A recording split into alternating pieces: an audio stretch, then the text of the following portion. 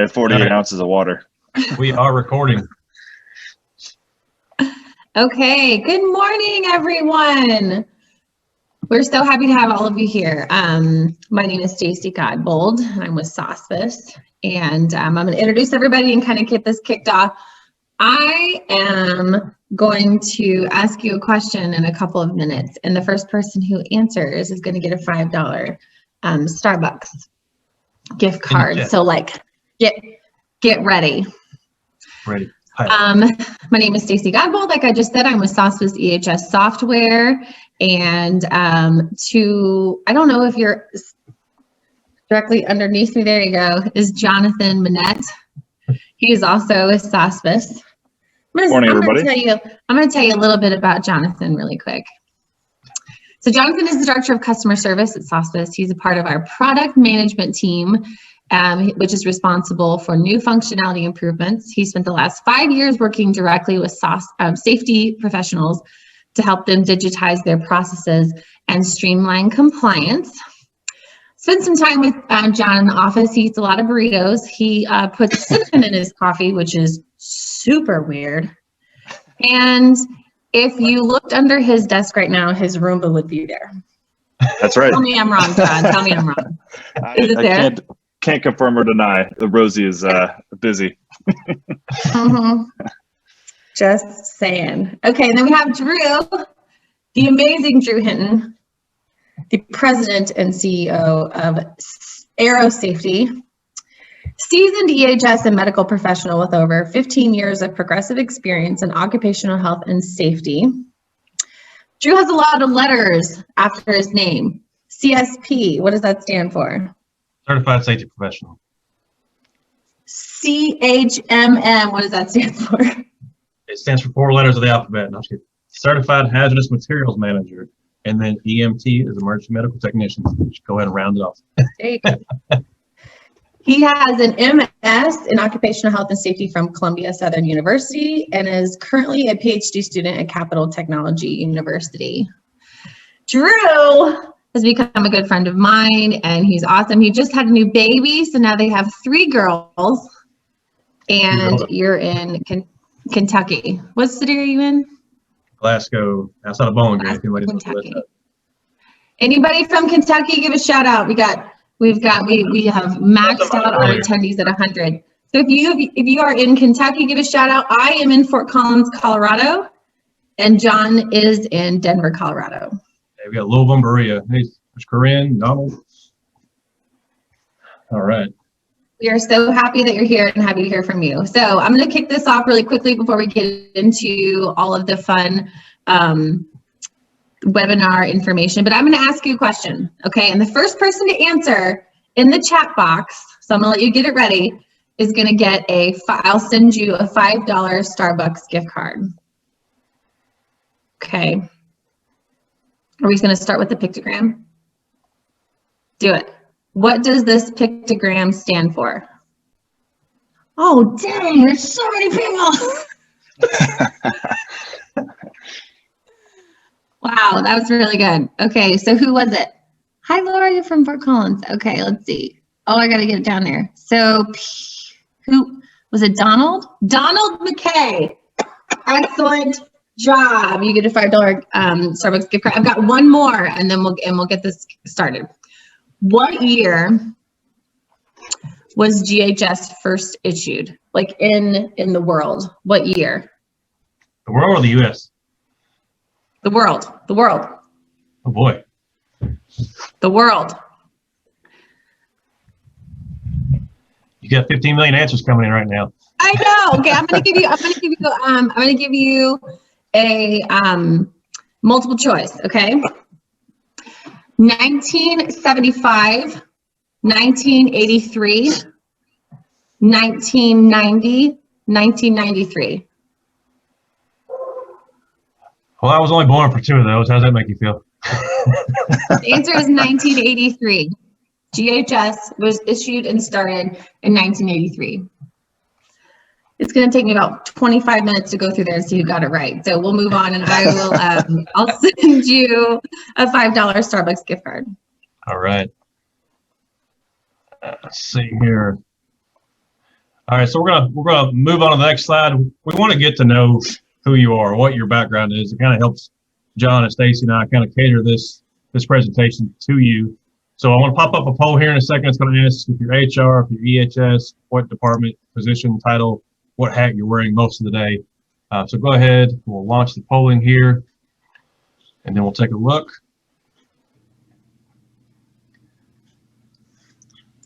A bajillion EHS so far. Oh, one HR. Man, got a lot. Just like most of you, we'll give you a few more seconds to pop in. Most of your EHS, there's some others in there. If you want to comment in the chat box what your other is. We do have a few HR. All right. We want to know what your role is. Still got a few coming in. So just if you don't see the poll, there's the poll there. So are you going to share the poll? I just closed it and launched it. Cool. A good portion of nice. I think 86 or 87. Some of you commented on there. Paul, health and safety consultant, safety training coordinator, excellent safety manager, professors, awesome. So that helps us cater this presentation to know who we're talking to, what kind of background you're coming from, if we need to explain things more or not explain things a little bit better on there. So that definitely helps out with us. All right, so jumping right into things. So kind of the course objectives we're going to look at is looking at some of the new proposed definitions within the standards. And so OSHA is looking at jumping to the 7th revised edition of the GHS. Currently, the US is based off the 3rd edition. And so we're not just jumping straight to number 7 and just doing 7. We're also going to be catching up on 4, 5, 6, and 7 as well. So there's going to be a lot of retro dating and getting things caught up. So quite a bit of updates here. And I'll preface this with, we're not going to cover every single thing because we'd be here all day for the rest of the week to cover every single change that's in there, but we're hitting the high points. So a few of the things: proposed definitions, new hazard classes and hazard categories, a few precautionary hazard statements. They do have updated criteria for categorizations of flammable gases. So we'll talk about pyrophoric gases and chemically unstable gases. They've specified those. The new codification of GHS pictograms. It sounds like a lot, but it really doesn't pertain to many of us. It's really a referencing point. We'll get to that. And then new options for labeling of small containers. And so there may be situations to where what we have envisioned as a standard GHS label with the six required items on there, maybe you can't fit that on a small container, like an ampule, small dropper bottle. Maybe you can't fit that entire container on there. Maybe it causes issues with the actual use of that container. So we'll talk about the different options they give you for that to help you comply. So in order to start things off, we'll kind of get back to the basics here. I always like starting off with the fundamentals of the groundwork. And so we're looking at the HazCom scope and application. So the HazCom requires employers to provide information to their employees about the chemicals in which they're exposed to. So that could be via the HazCom program, your written program. So one of our next webinar, this part 2 of this series, is going to be covering how to revise your current HazCom program. So what the requirements are, what to look for, some best practices. Then we're going to look at labels and other forms of warnings, STSs, and information and training. So all those can be used together to convey that message to your employees. And then kind of the key elements of the HazCom kind of sums all those things up. We're going to be talking a lot about labeling. There were also some changes in the safety data sheets. And then at the end of this, we will discuss some things that maybe you're going to have to retrain your employees on. And so there are certain situations where you have to retrain your employees. This HazCom particularly, it's a best practice to have an annual refresher, but it is not required by OSHA to have an annual HazCom hazard communication training. Looking at the program, there may be some changes yet to make some revisions on that. So again, we'll talk about that a little bit here, and then we'll really focus on that in part 2 of our series. But the purpose of the update, if you've kind of been tracking this over the last several years, especially when they come out with the most recent update in 2012, there were some kind of some hiccups they had to work out. So they've put it into place. They figured out what went well, what went wrong, and then they want to adapt from that. As usual, they're wanting to provide better alignment with other U.S. agencies, specifically with the DOT. They're really aligning a lot of the the terminology, a lot of the phrases, a lot of the pictograms with that. And these purposes are quoted straight from the Federal Register's notice of proposed rulemaking. So you can go on to the Federal Register website. You can look at this rulemaking. It's extremely lengthy, and I'm just throwing out a number, but I'd say it's several hundred pages. But they do go on there if you want to learn about more what they're proposing. They pose questions from OSHA to you as an employer, as an employee. What is this going to look like in your situation? And they will break it down into each individual criteria and topics. So when we get to talking about SDSs and the changes they're making, they're going to ask and pose several questions pertaining to SDSs. So providing better alignment with other U.S. agencies, and then enhance the effectiveness of the HazCom standard by ensuring employees are appropriately apprised of the chemical hazards to which they're exposed. And so they're estimating that this regulatory action, if it goes into play as is, it's going to affect about 115,000 firms, 152,000 establishments, a little over 4 million employees. And so that might sound like a huge number, but when you put it in the grand scheme of all the employees across the country, 4 million employees is like 4.1 million, 4.2 million employees. It ends up being a little less than 3% of all the employees across the U.S. And then 115,000 firms is a little less than 2%. So it doesn't affect a whole lot, but if it does affect you, there may be some substantial changes here. So we're going to talk about those coming up. So the key elements of the update. So we're going to break it up into each individual revision. So we're not going to kind of confuse you on where to look for these. So if you do want to look more into a specific criteria, a specific update, you can always go to you can find the GHS updates, the entire standard from the United Nations online. You can download it, several hundred pages. I think I got the 7th edition here pulled up, and it's 534 pages long. So my best recommendation to you is to hit Control F and start searching through that rather than reading it word for word. But a lot of the big points on the revision 4, they changed the hazard categories of chemical unstable gases and non-flammable aerosols. And so we'll talk about more of those here a little bit later on. And then they updated for clarification purposes a few precautionary statements. Revision number 5, if you're dealing with oxidizing solids, they have a new test method. They're referring to it as test 0.3.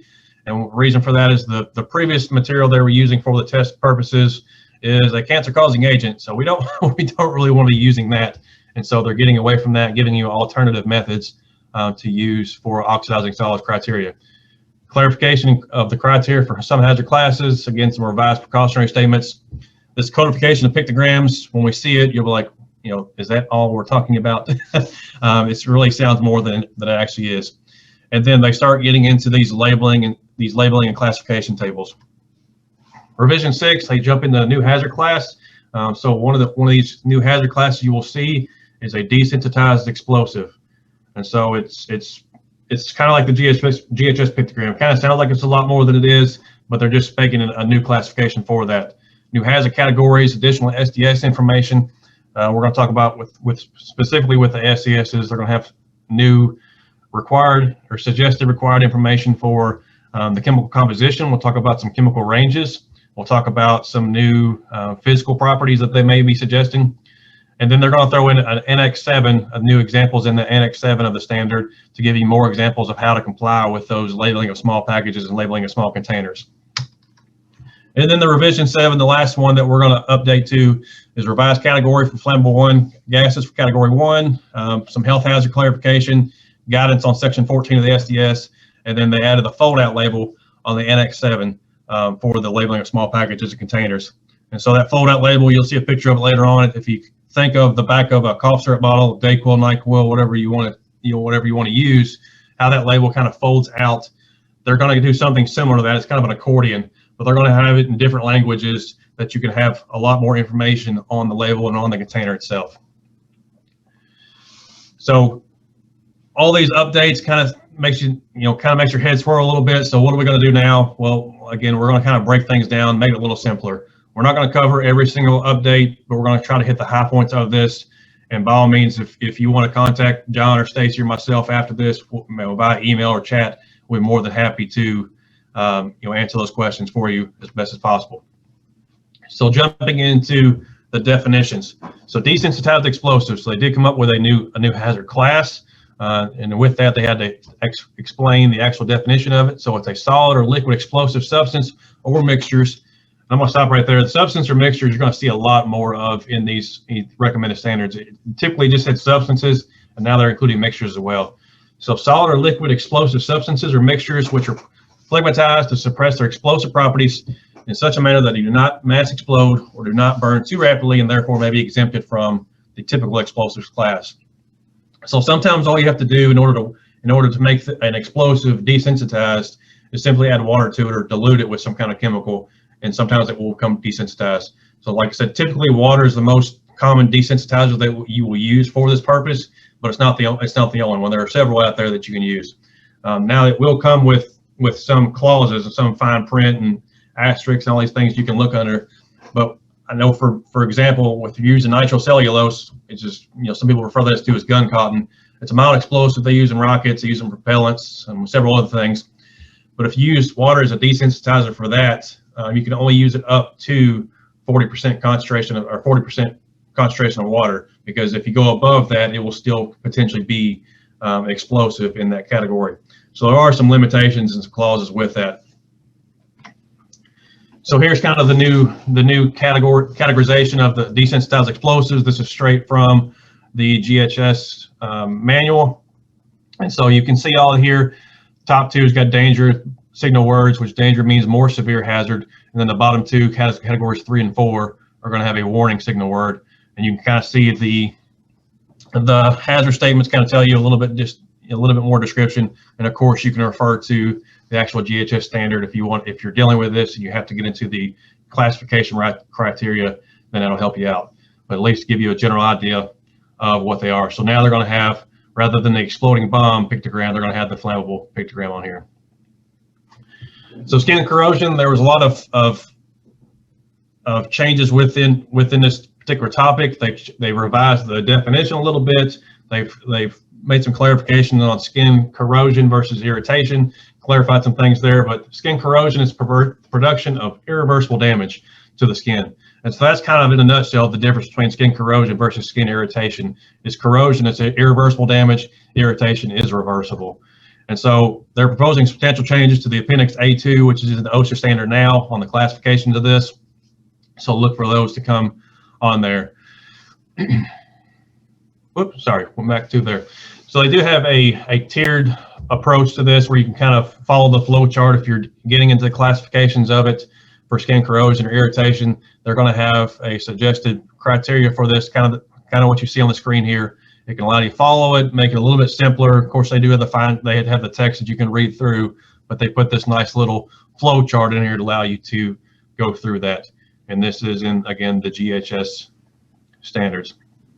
Now, one of the things here I'm personally excited about, I know it's been a long time coming. If you followed this for a while and you've known that it's been brought up to the table in OSHA and then it's been pushed back. And so they're going to go ahead and they're throwing in the term combustible dust in the GHS revised standard. And so combustible dust is a substance or mixture that's in the form of finely divided solid particles of a substance or mixture that's liable to catch fire or explode upon ignition.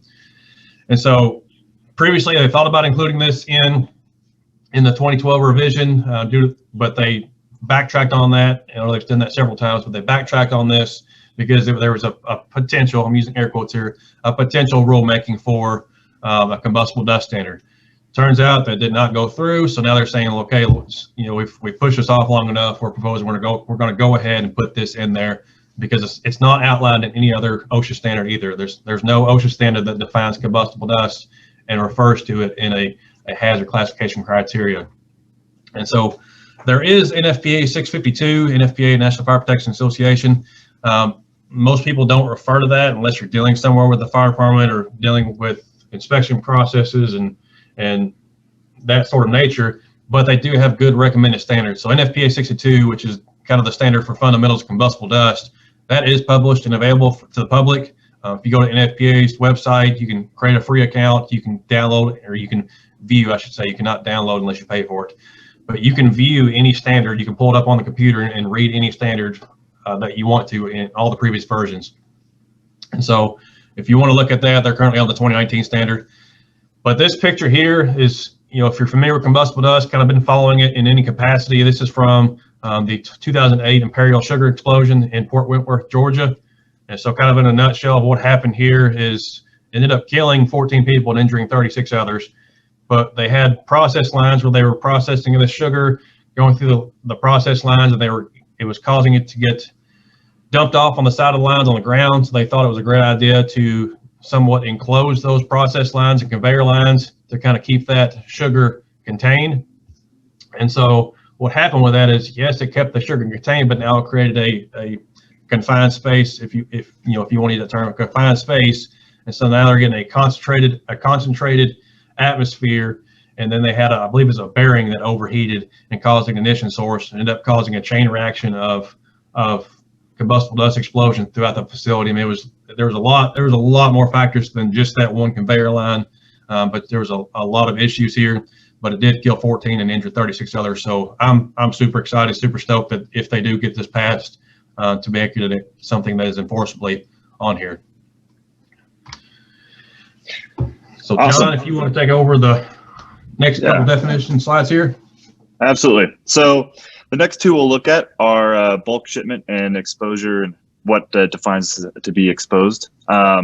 So bulk shipments doesn't have a official definition today. They've provided guidance documents that have been circulated around that kind of explain exactly what that means. But what they're proposing to do is add an actual official definition. And what that essentially is anytime a hazardous chemical is being transported and the mode of transportation is their immediate container. So that's going to be things like tanker trucks and things like that, as opposed to just like boxes of the chemicals within a van or something like that. The other definition that we're going to look at is the definition of exposure or exposed. So the key difference here is currently it's defined as whenever an employee is subjected to a chemical that is a physical or health hazard. What they're changing it to, or proposing to change it to, is anytime an employee is subjected to a hazardous chemical. And what this does is includes hazards that all hazards of all chemicals, and it particularly focuses on including hazards that are not otherwise classified, or your HNOCs. And those are the last two definitions we'll go through in depth. The next slide is some other definitions they propose to change. You can, of course, go and look these up. We don't have time to go through all of these, but there are some minor changes to these as well. Now looking at some of the changes to hazard classes and categories. So each type of hazard covered is considered to be a hazard class. We're going to walk through, or Drew's going to walk through here in a couple of seconds, about how some of those hazard classes have been subdivided into hazard categories, which is a new proposed way of organizing classes by degree of severity and so on. Excellent. Thank you, John.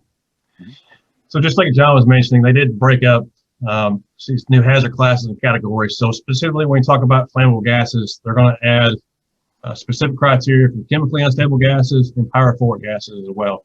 And I do want to point out that I've personally seen some materials posted online that they refer to it just as unstable gases, but in the GHS standard is chemically unstable gases. So that does clarify it a little bit. So they're updating this categorization of flammable gases. They're going to add two new hazard statements to these categories. So they define chemically unstable gas as a flammable gas that's able to react explosively even in the absence of air or oxygen. So a lot of examples of these are silane, dichlorosilane, diborane, phosphine, and arsine. And so phosphine, a couple of these I'm more familiar with. Phosphine, I know they use it in the semiconductor industry to introduce the phosphorus into the silicon crystals. And I know they use kind of diborane in rocket propellants. They use it as a reducing agent, as a rubber vulcanizer, catalyst, a lot of different things there.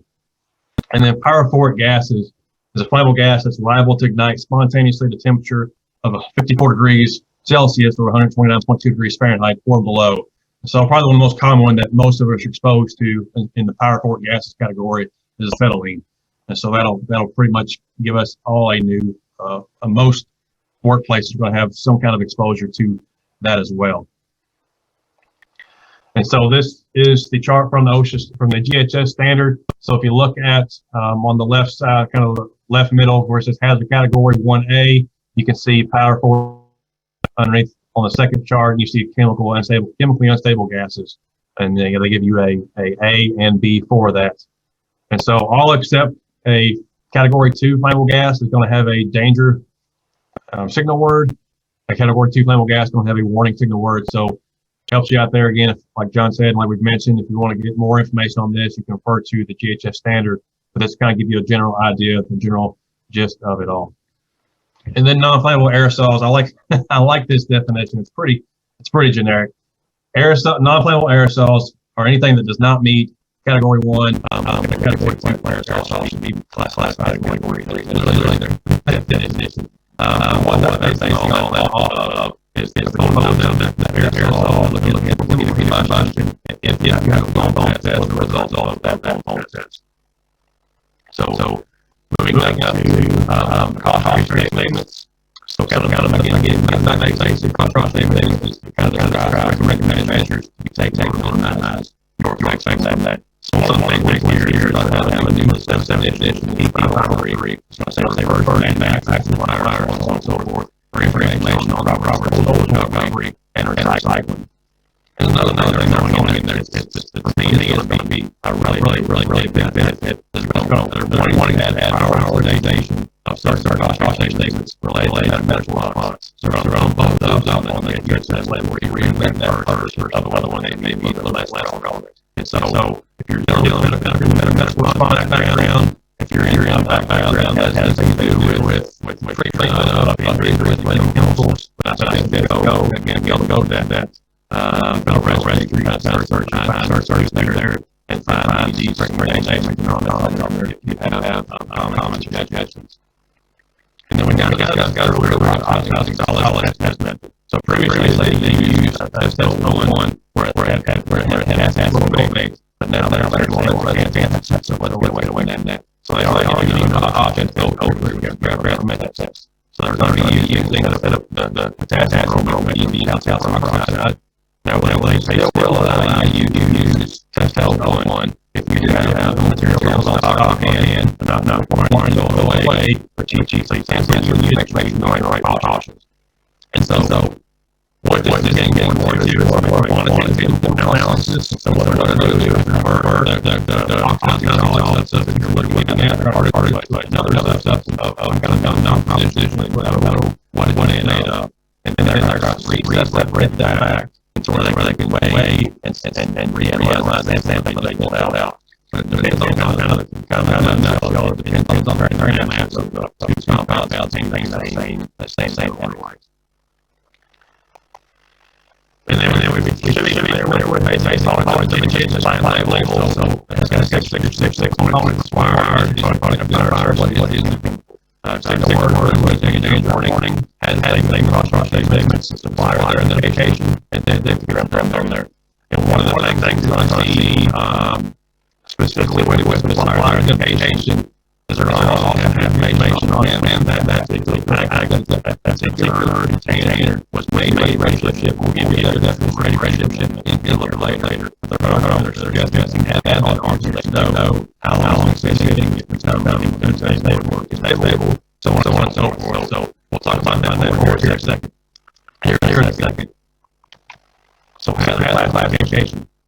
Anything you see on these next slides, anything highlighted yellow is new terminology. Basically, the GHS paragraph is what's very standard. And the highlighted yellow terminology is what they're going to add to our wording. And so playing back to the words value what chemicals are produced or imported by them last reporting section. But here's where it starts to change things up a little bit. Grade chemical, the manufacturer has classes and appropriate category. Apply to it under normal conditions and the emergencies. So what's the emergency thing is they're going to start with a lot of these. A lot of these and one of these standard is for emergency. So that's what I get back. A lot of it is the chemical manufacturer. But previously it was just in normal conditions, so now they're throwing that extra clause in there. So the classification shall include any hazard associated with the chance in the chemical's physical form or resulting from a reaction with other chemicals under normal conditions of use.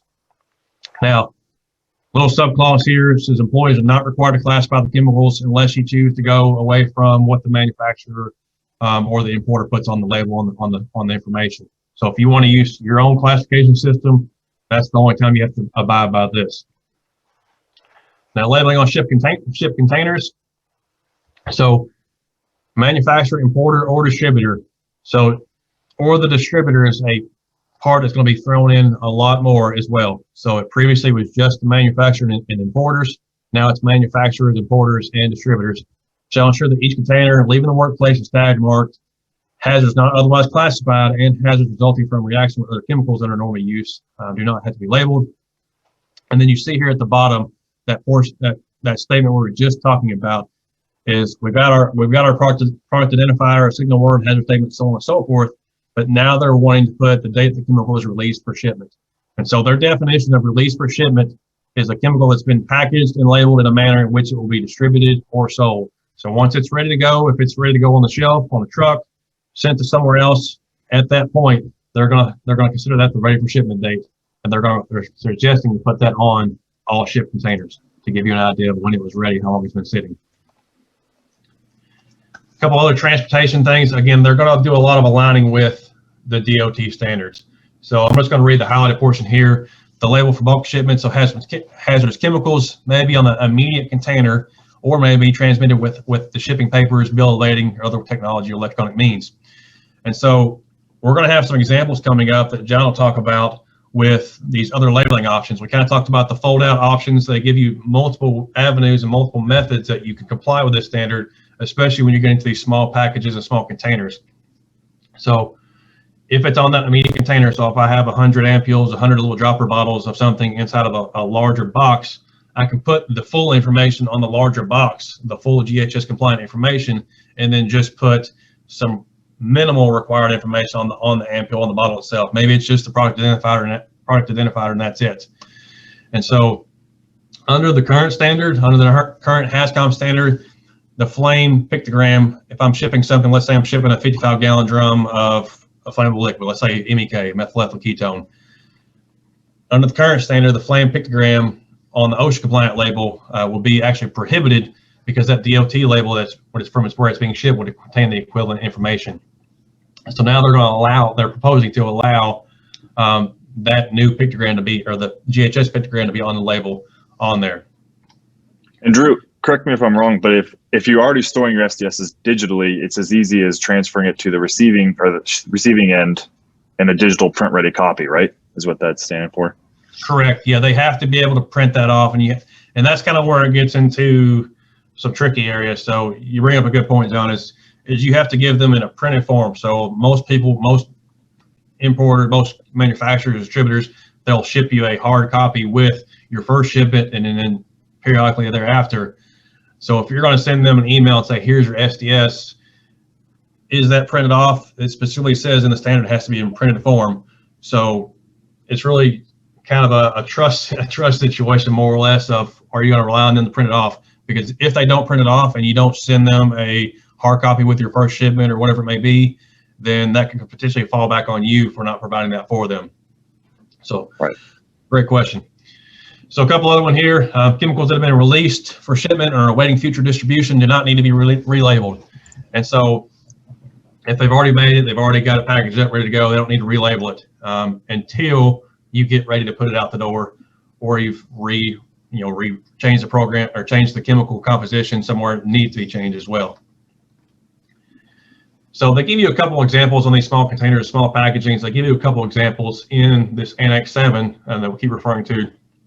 And so paragraph F12, this is their proposed paragraph, applies to where chemical manufacturers, importers, or distributors can demonstrate that it is not feasible to use pull-out labels, fold-back labels, or tags containing the full information required by 1910-1200, paragraph F1.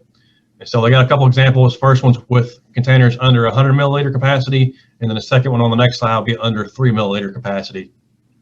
And so most of it's the same here: pictogram, product identifier, signal words, manufacturer's name and phone number, but then also a statement that the full label information on the chemical is on the immediate outer packaging. And then 3 milliliter capacity, kind of somewhat similar, but you're getting into a lot smaller chemical here. So you're talking about small dropper bottles, whatever it may be. They cannot be, the full label information has to be on the outer packaging, and you cannot remove that. Now, if I take, let's say, an ampule out of that box and I use the dropper bottle, I use it, I have to put that back in that box because now I have a chemical outside of the container that does not have a full GHS compliant label. So I can use it for the immediate use. Once it's done, I got to put it back in that immediate container. So here's kind of a example that they give you with a small packaging. This one's saying here each ampule contains 0.5 grams. And so on this box is where they're going to put the full GHS compliant label, and then you can put the minimized information on that particular glass ampule. Hey, Drew, real quick, I have a question. What should these containers be made of? Glass, metal, plastic, or fiberglass? On the, as far as which ones need labeling, or what do you ask, I guess? I don't know. This question is from Mirza. What should these containers be made of? Glass, metal, plastic, or fiberglass? I mean, it's not my question. Okay, I'm sorry. That's up to the manufacturer based on the chemical.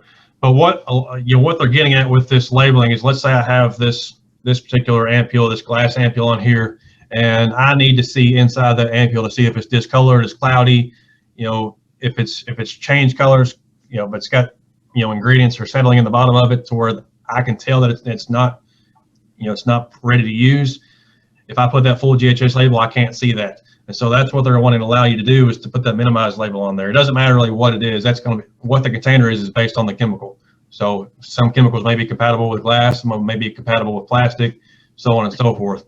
But what they're getting at is just making sure that if you need to see inside that ampule, you were able to do so. Corinne said that container spec is based on DOT requirements. Yep. Good job, Corinne. Oops, here we go.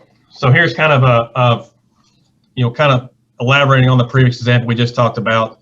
So we got the outer packaging here that you're going to have the full GHS compliant label. It has all the six minimum requirements. And then here's the inner packaging. Maybe you'll have a sleeve, you'll have the full label that you can pull out that just has the product identifier, some basic signal words, and then the pictograms on the reverse side.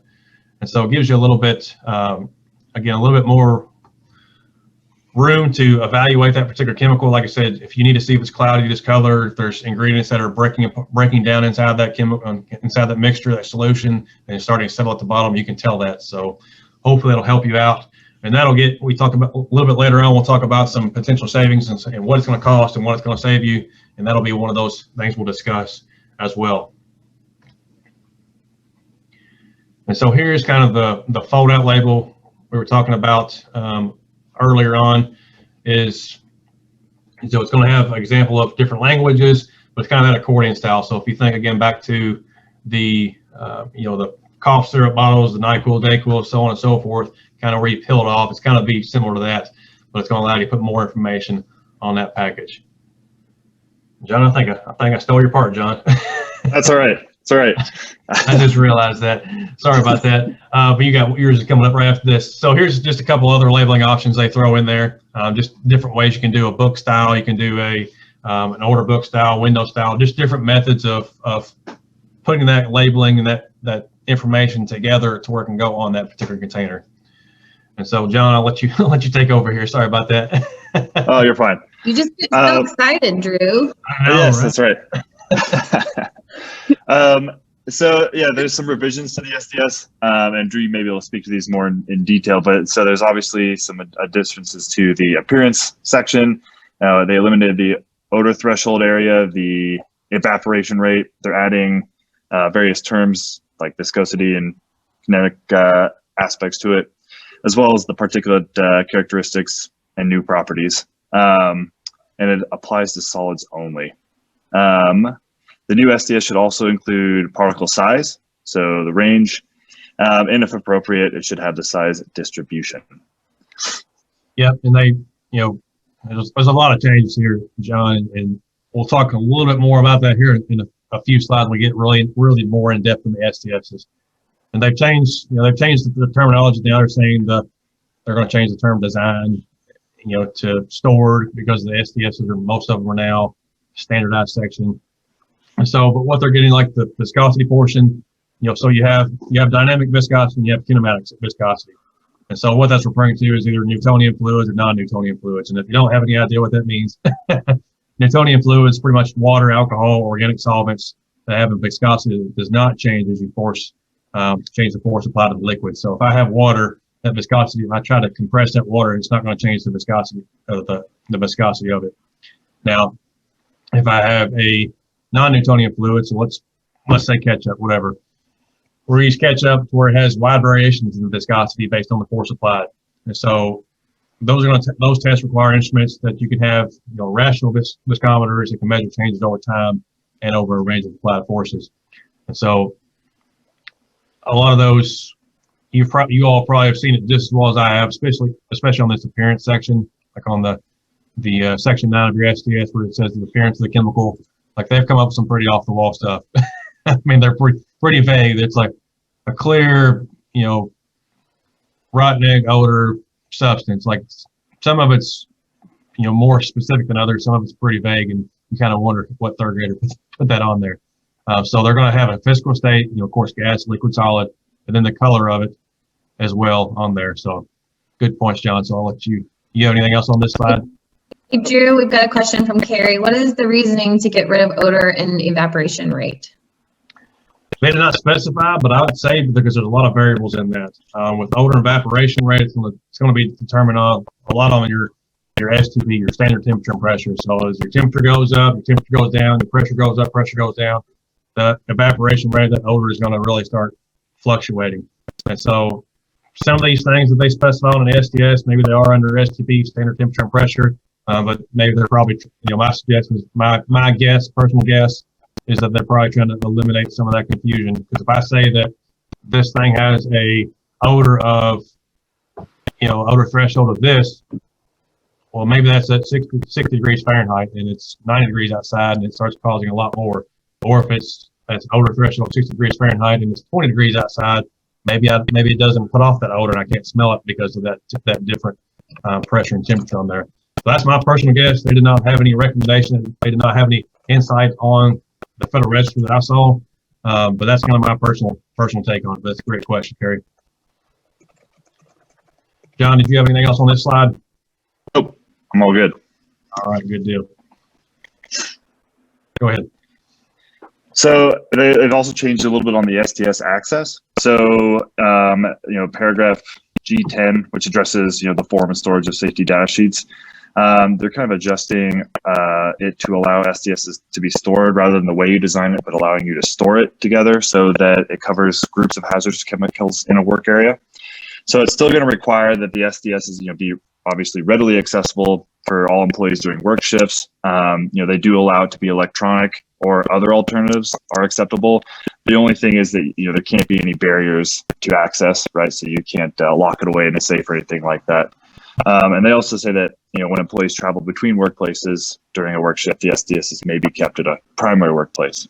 So what's cool about doing this digitally with something like Sospes or things like that is that it's kind of making sure that you are compliant and that those employees have access to it everywhere. So it's going to make sure those things are up to date and making sure that everybody is able to access them without any barriers. Yep. Yeah, and that's, I've even witnessed, I do a lot of consulting work for my company, and I've went to organizations and they'll have the SDSs on a certain computer, but I found some organizations that have it restricted to only certain users. Well, that doesn't meet that. So if you have it on computer electronic access, it has to be completely accessible to everybody. There cannot be any passwords, restrictions that are not accessible to anybody. So if you can't meet that requirement, then you'll have to find some other way of meeting that standard. But they are allowing, of course, you to do electronic, such as Sospes SDS management.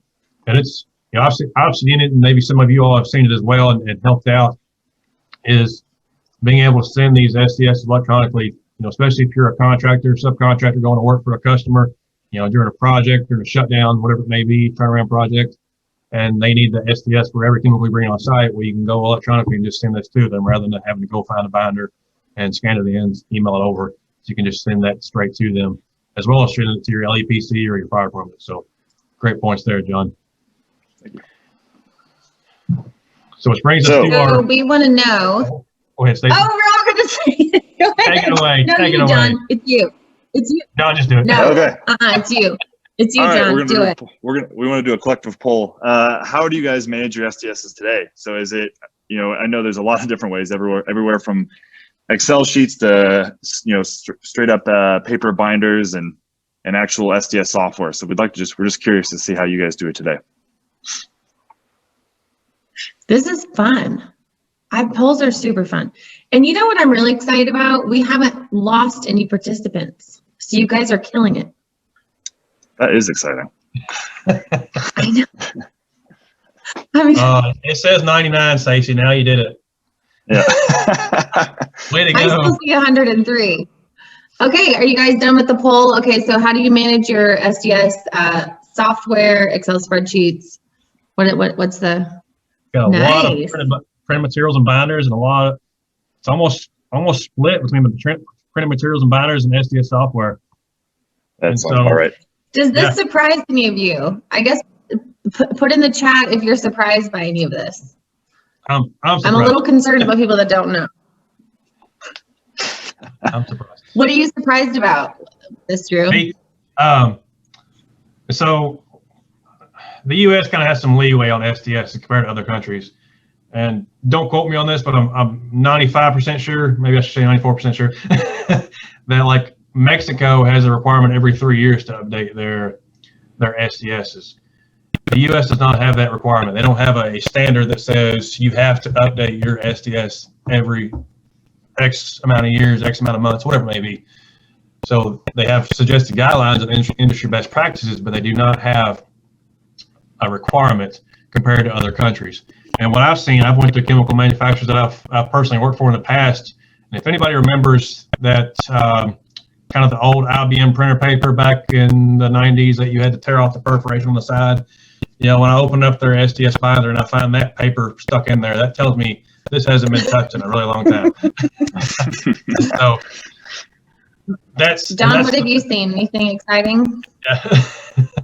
I don't have any good stories like that. Most of the people I'm working with are currently switching over to the Sospes SDS management, so it's usually less outdated process. So I do always find it funny when you see the SDS binder that's supposedly updated, at least quarterly, it's covered in dust in the corner in motor oil.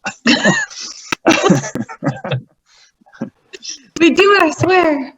Yeah, got a couple of saying that corporate has an app or that backdoor to SAP or the SAP where the SDS is stored. On those SAP ones, the quotes around app, I'm sure, are important. Yeah.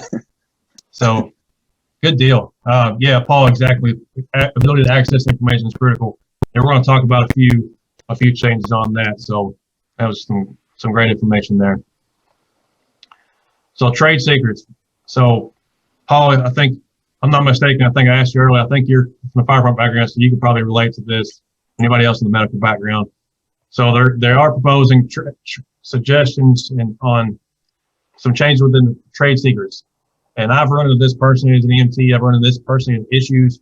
And so they're one of the proposed changes is they're going to allow chemicals to withhold a chemical's concentration range as a quote unquote trade secret. And so currently they don't allow you to withhold a range as a trade secret. They allow you to withhold the exact concentration as a trade secret. So they're changing it up a little bit. And the second change is going to allow you to use prescriptive concentration ranges in lieu of that actual concentration. And so there are a couple of different reasons that people were using this in the past. Maybe they were saying that, maybe there's batch variances and they were using a range in the past because maybe one batch one, maybe 45% chemical A and batch two, maybe 47% chemical A, whatever it may be. But there were some people that were putting SDS on their SDSs, some very wide ranges that make it very hard from a medical standpoint, from me knowing that from experience, to understand what the major portion of that is. And so we'll talk about the emergency versus non-emergency here in a second. But they're giving you a set series of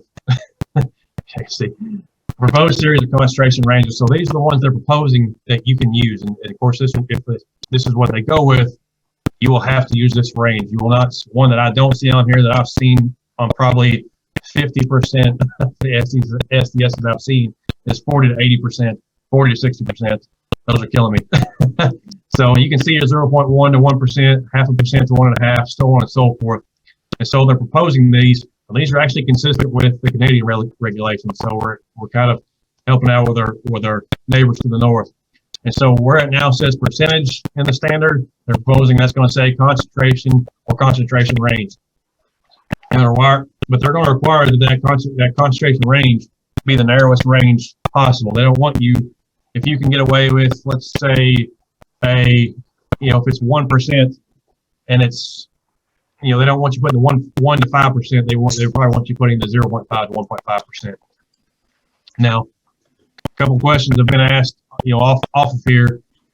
Somebody's asked what variations range between batches. So that's kind of where we're getting ready to get here. So I've had a couple of questions off here through some chats on LinkedIn and other ones here. So it also allows to provide actual concentrations. Let's say that your concentration range falls between 0.1 and 30%, does not fit into one of those ranges. And so there's a range, a single range, about a combination of two applicable ranges, maybe close that. And so this is kind of where if you're a manufacturing standpoint, manufacturing may be in a situation where this, go one of those other websites, make comments and say, hey, we just make all these with us, or here's some suggestions, may work out better for us, versus what they're saying.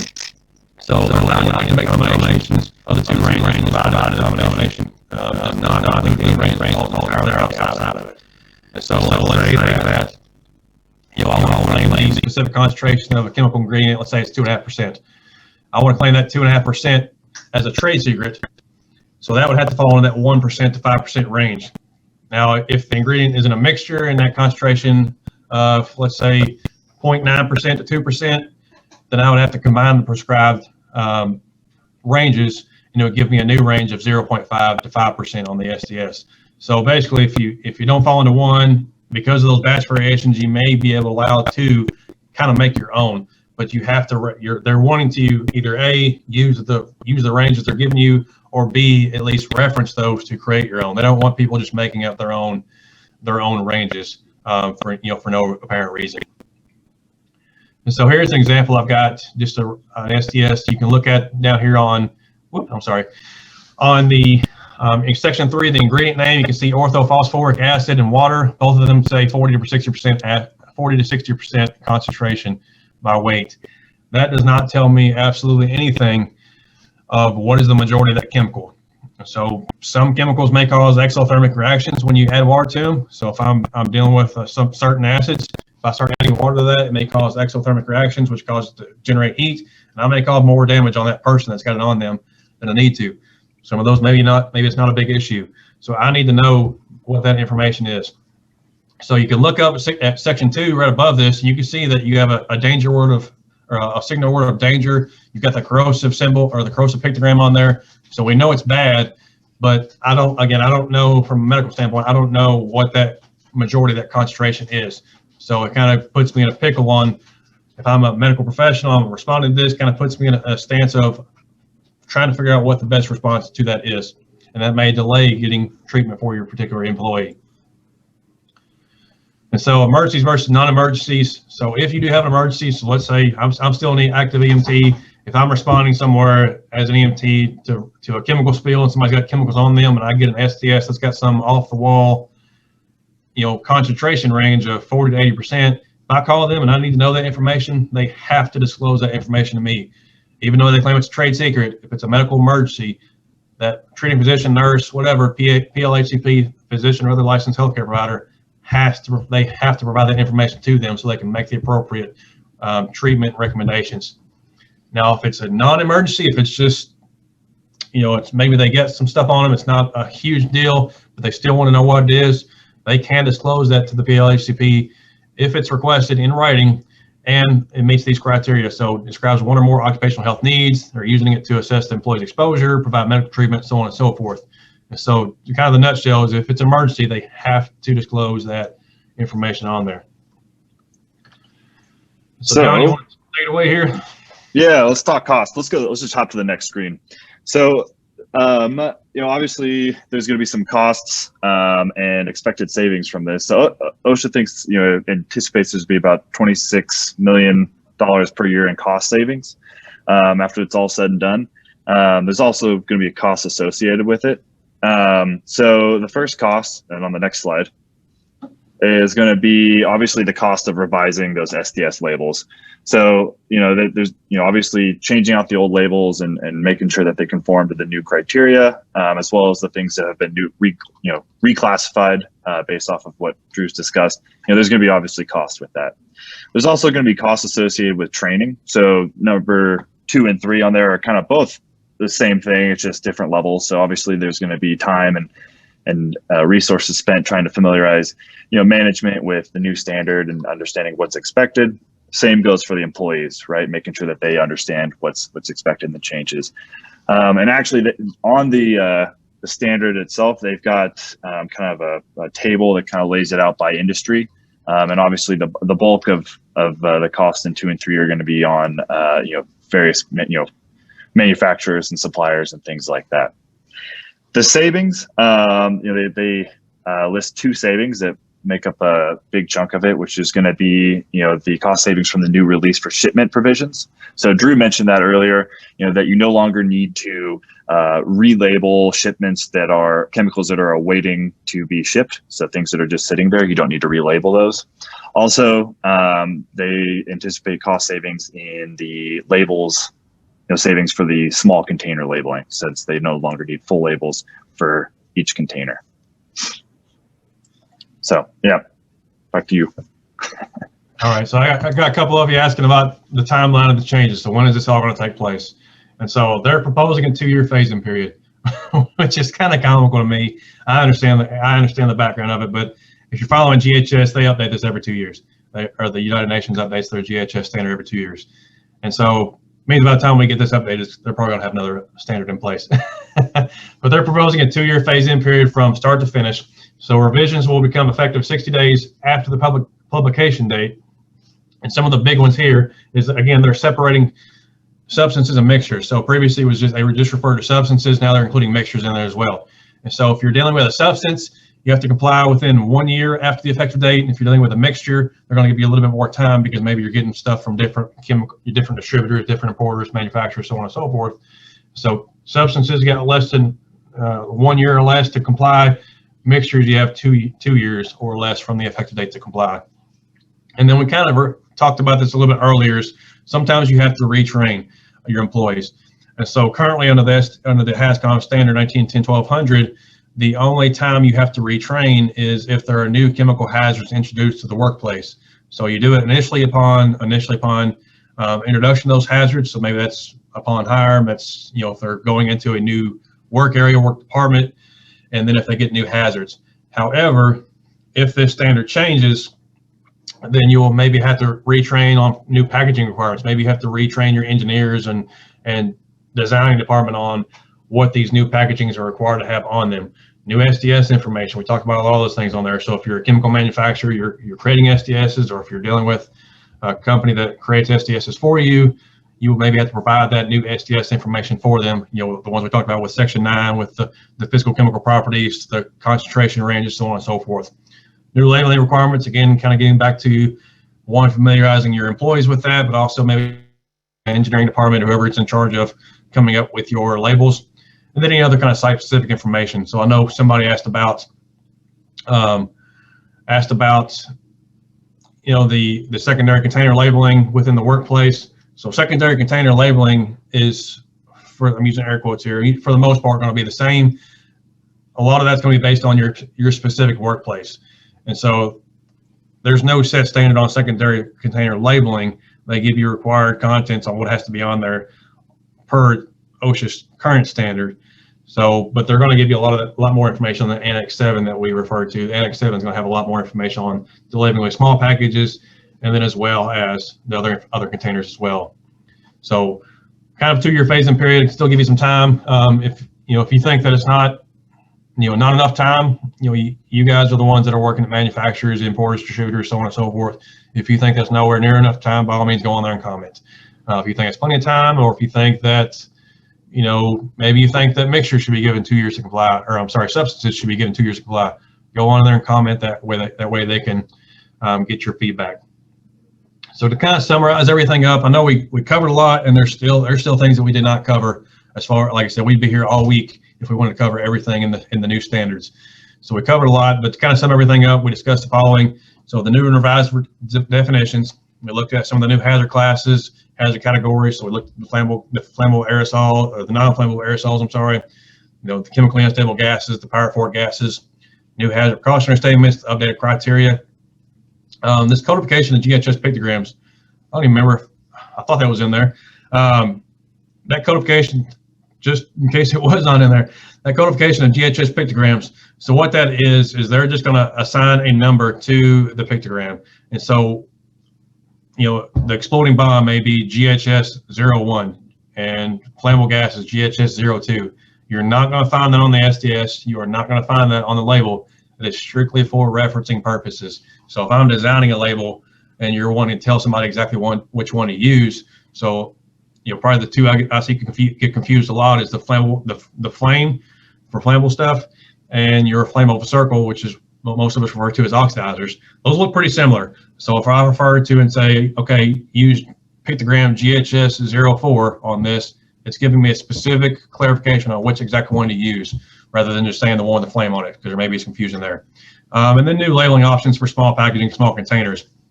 And so a lot of stuff here, a lot of changes coming up. If you have suggestions, comments, I suggest you go to the Federal Register website. Again, it's several hundred pages. I don't recommend you read through all of it unless you actually have that time. But if there's something that pertains to you, maybe it's medical response, maybe it's the SDS, maybe you deal with creating SDSs, you can kind of search and find through that to find the SDS portion, and then make the recommendations on there as well. So, Drew, hold on just 1 second. So we're at 10:02, and we want to be respectful of your time, just in case that you need to go. I just want you to remember to please sign up or register for part 2 and 3, and that's in LinkedIn, and you should get emails, but I'll send this out. I'll send that out to you as well. Also, the recording of this we'll send out to you at the end of the day. We had a lot of questions about that, so you'll have that. If you can't make 2 or 3, go ahead and sign up for that, and then if you can't make it, then we'll go ahead and send that recording out to you after you're done. So a couple of house cleaning things. Jill got a coffee card and Don got a coffee card. So thank you so much for participating. I do have 2 more questions for you, and then please stick around. We're going to have some Q&A with Drew and Jon. Let us know if you have any EHS software needs, any questions, and then Drew is the guru of all things EHS, and so let us know if you have any questions for Drew. So the first question is, get ready to type. At the very beginning, I said, how many children does Drew have? How many kiddos does Drew have? Oh, on this. That was, you guys are actually listening. I'm like really super proud of you. So I'll go back up there and look at that one. Okay, the next question is this: how many sections are in the? You've been busy, Drew. This ain't take 5. I know. Okay, how many sections are in the GHS compliance SDS since it has been standardized? Wow, look at you guys. Like Matt Clark got it. Nice job. It is the answer is 16. Yeah. I just want you to know how proud I am of all of you for getting that. That's amazing. So I'll send you guys coffee cards. If you want to directly send me your email address, I would appreciate that. And then we'll get you some Starbucks coffee cards. So stick around if you can. I know that we're at the end of the hour, but we're going to go ahead and take Q&A. And here is our contact information for myself, the marketing for Sospes. Jon is everything guru, software systems, EHS. I mean, he's just an incredible at creating, the going from paper to software and making all of your streamlined, making it streamlined, I guess. And then Drew, obviously, the guru of all things EHS. So questions, go for it. We've got many. And we got several popped up on here on the Q&A. Well, some of them already answered. So when do you participate? The changes be mandatory. So a 2-year phase-in period after it's published. Are some of the SDS revisions or solids for nanomaterials? Let's see here. Some of the SDS revisions for solids for nanomaterials. They did not specify that I saw. They did say it was for solids only, but they're looking at, is there a specific diameter on there? Now that may be something, again, to go on the Federal Risk website, and I certainly could have missed something on there. But go on the website. If it doesn't have anything on there, comment, let them know, hey, does this pertain to nanomaterials? Does this, if so, what criteria can we expect to see? Any refinement of the needs to release specific info to IH professionals? Can't ever find someone to give me a real breakdown. Philip, what kind of information are you referring to? If you want to type in the chat box here real quick. Let's see, there will be a spot check for these concentrations. Spot check, I'm assuming like an audit. I mean, that's going to be up to you unless OSHA comes in and does their spot check for you. Let's see here, but if you're referring to like quality assurance, as far as QA, that's going to be up to your own organization, your own company on whether or not you do those spot checks. But I would recommend it just from a quality control, quality assurance standpoint. I certainly recommend that. Okay, regarding manufactured chemical concentration by OSHA. No, they're not going to do anything unless you get. If you're part of a program inspection, OSHA's not going to come in and do random spot checks for that either, unless there's a complaint and you get investigated by for some reason, whether it's complaint, fatality, hospitalization, whatever, or if you're part of that pre-program inspection because you're a high hazard industry. Victor, when does the public comments period end? It ends in April. I want to say it's mid-April, like April 15th, 16th, somewhere around there, somewhere around tax day. But I believe it's on there. I want to say it's April 15th or 16th, so you still have some time on there. Registration, Donald, registration links for 2 and 3. We will send that out following up the email. If you don't have that, there are links on LinkedIn. There are links on, I know Sospes, and I've been sending out from Arrow Safety the links and emails, but we will send that out with the follow-up email. Thank you for your registration. So you'll get a copy of the recording, and then we'll give you registration links for part 2 and 3. And also connect with us on LinkedIn. Did we say that? Connect with us on LinkedIn. If you didn't, you didn't have. There we go. Yeah, I think we have all. Did you get all the questions answered? I think there's just one more. Somebody asked regarding hydrocarbons. Are there any precautionary statements on grousing on the SDS? I did not see any, but I also wasn't specifically looking for hydrocarbons when I looked through the notice. So you may check that out. And if you're dealing specifically with that, I don't know if you're coming from a chemical manufacturer background or how you're relating to the SDS, but if you're dealing specifically with that, I recommend you go and look at that as well. I think that is. Drew, did you see the question from Philip? Here, I'll just read it to you because it's like there's a ton of stuff. Okay, it says, I thought it was required to release the specific info to IH and medical professionals so they could calculate likely exposures. However, I can't ever find someone to get me that info. Is any way they are addressing that? All right, yep, I just took the screen off for some reason. We'll go back to that slide because there is, if it's an emergency, they have to disclose all relevant information. Let me share my screen here. Okay. Are y'all seeing the slideshow again? Sorry, I took it off here. I just say that I see the contact information. Right. Okay. So we'll go back. It's because it's just a few slides back. Here we go. I think. Yep. So emergencies.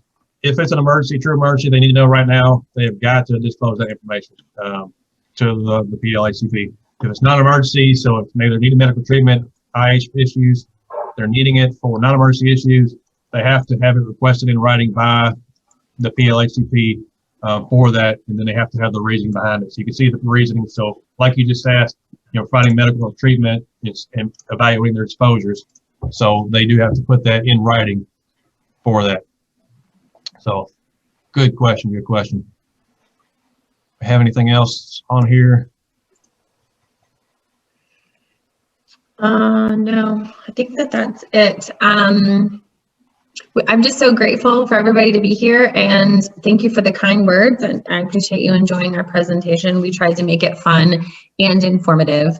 And so I think that's it. I'll send you out the recorded presentation later on today, and sign up for, oh, real quick, since there's still 50 people on here, do you want to go just really quick? Do you like, I mean, come on, we have a little more time. A quick summary of what 2 and 3 will be, please? Sure. Like, can you do it under 1 minute? Yep. Yeah, I can do it. Go. So part 2 of this 3-part webinar is going to be focusing on revising your current HazCom program. So, you know, what you're looking for when you're doing if you're doing an annual review, which I recommend you do, what you're looking for, what should be included, where to reference this certain information. And then part 3 is going to be best practices for chemical inventory management. And so SDSs are only one portion of that. And the other portion of that is having a chemical inventory list of all your chemicals, and then what you should be looking for, how to break that down in the workplace. Should you have it broken down to departments versus areas? You should have it broken down into flammables versus everything else, corrosive, so on and so forth. And so, again, part 2 is kind of looking at how to revise your current HazCom program, and part 3 is looking at industry best practices for your chemical management in your workplace. So appreciate everyone's time. Again, like Stacey said, we will get the recording out to everyone along with the links to 2 and 3 in an email today. Wonderful. Excellent. Thank you all so much. Have a wonderful day. It's Monday. It's a beautiful day. And we'll see you in 2 weeks. All right. Thanks, everybody. Thanks, guys. See ya.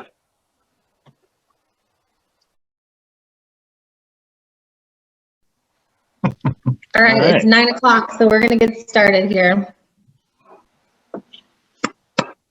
People can roll in, but we'll get started.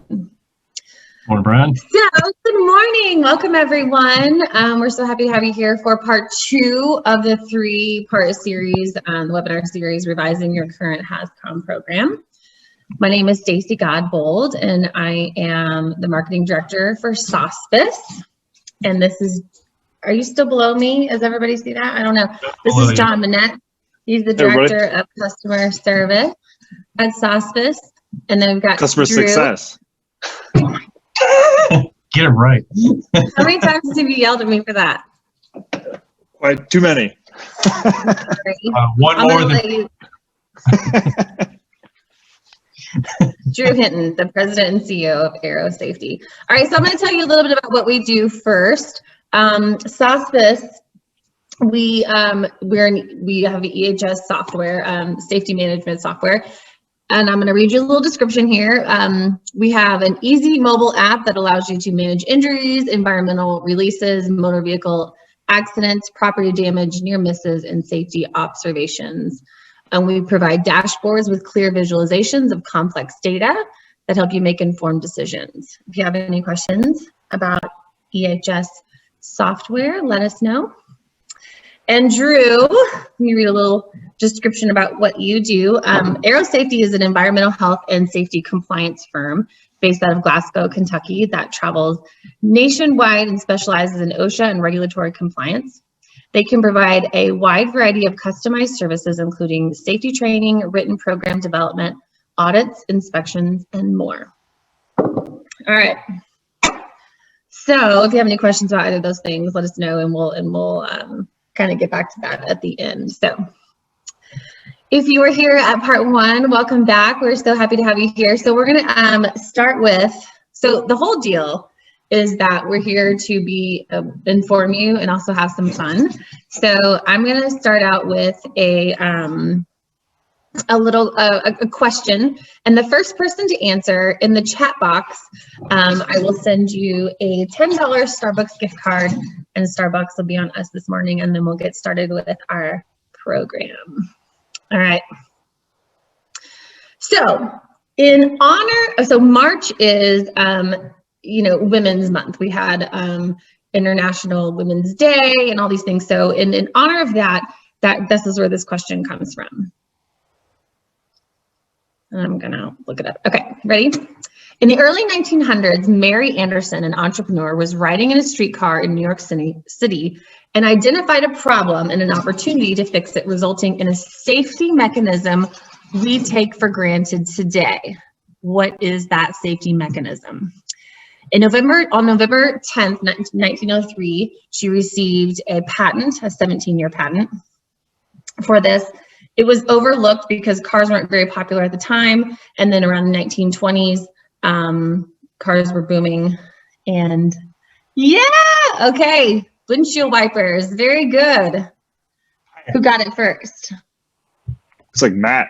Yes, thank you. So she was in New York City and she had a driver and it was sleeting and the driver had to get out of the vehicle and like continue to wipe down, the windshield. And so as an entrepreneur, she was not an engineer, but she was able to get a team and put together a team to build these windshield wipers. And the sad part is around 1920, whenever cars started booming, her 17-year patent ran out, and then manufacturers used her basic design to put them on all vehicles, and she didn't make any money from it. But I'm sure she's very happy that she was a part of the safety journey of vehicles. So thank you for answering that. All right, guys, get started. All right, take it away, Stacey. I just did. I just took it away. I can't take it any further. Oh yeah, here we go. One more thing. Go ahead, Drew. Do you want to go back to the last one or what? Yeah, let's go back to that one really quick. The one before this, and then you've got all of my names there, and then we can go to the whole. There you go. Okay. All right. So we're going to open up a poll here. Just to get to that, kind of know you and understand, what kind of background you're from. It's HR, it's engineering, and GHS, and activities to you. So it should be popping up on your screen now. So go ahead and click that.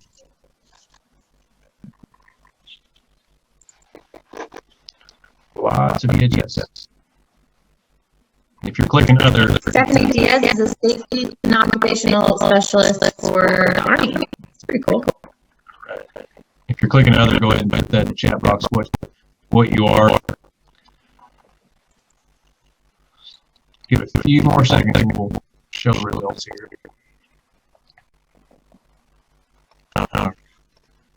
Looks like a good portion, over 3/4 of them are environmental health and safety, so that helps out a lot. I guess HR, engineering, others. Let's see, looking at the chat box here, QA and safety. So you're all over the place. Aircraft maintenance.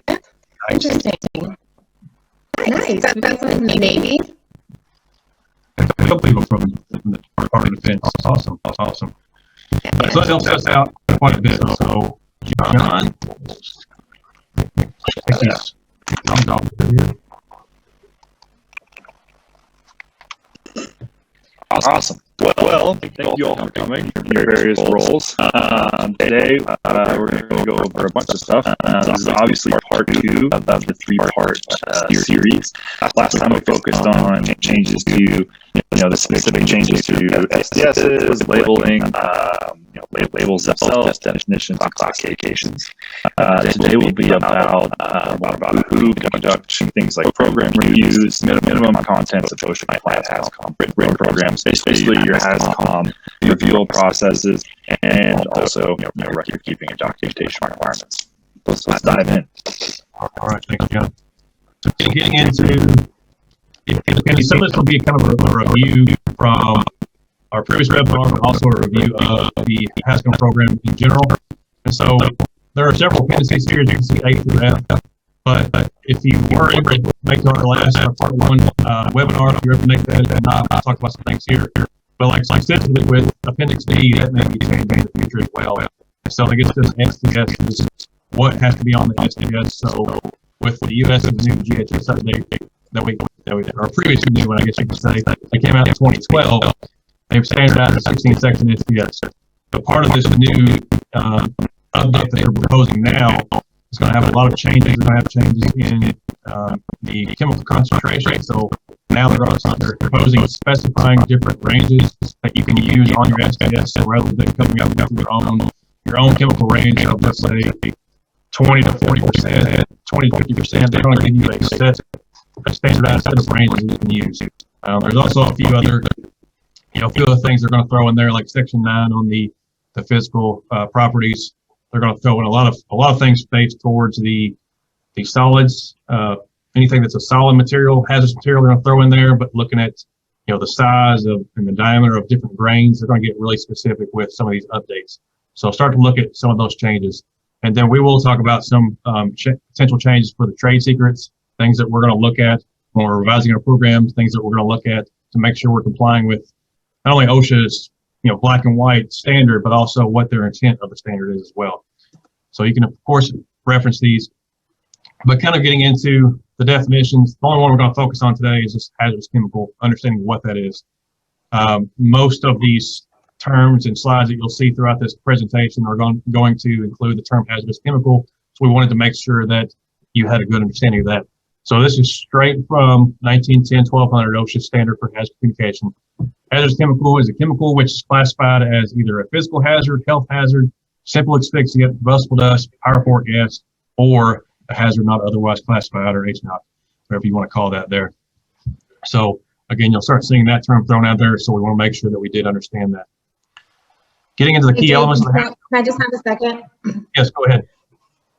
Okay, I'm sorry. There's so many people asking questions. I just want to clear this up really fast. This is recorded, and the slides and the recording will be sent out after. Also, there's something I didn't say. If you have a question, there's a Q&A little tab at the bottom, and Drew and Jon will answer those kind of as they come in, or they'll wait to the end. So feel free to ask questions in the Q&A box, and everybody will get in their email the video and the slides when we're done. Thank you. Sorry. That's fine. All right. Thanks, Stacey. So getting into the key elements of the HazCom program. So what does OSHA really emphasize? What are the kind of main components? So of course you have to have your hazard classification.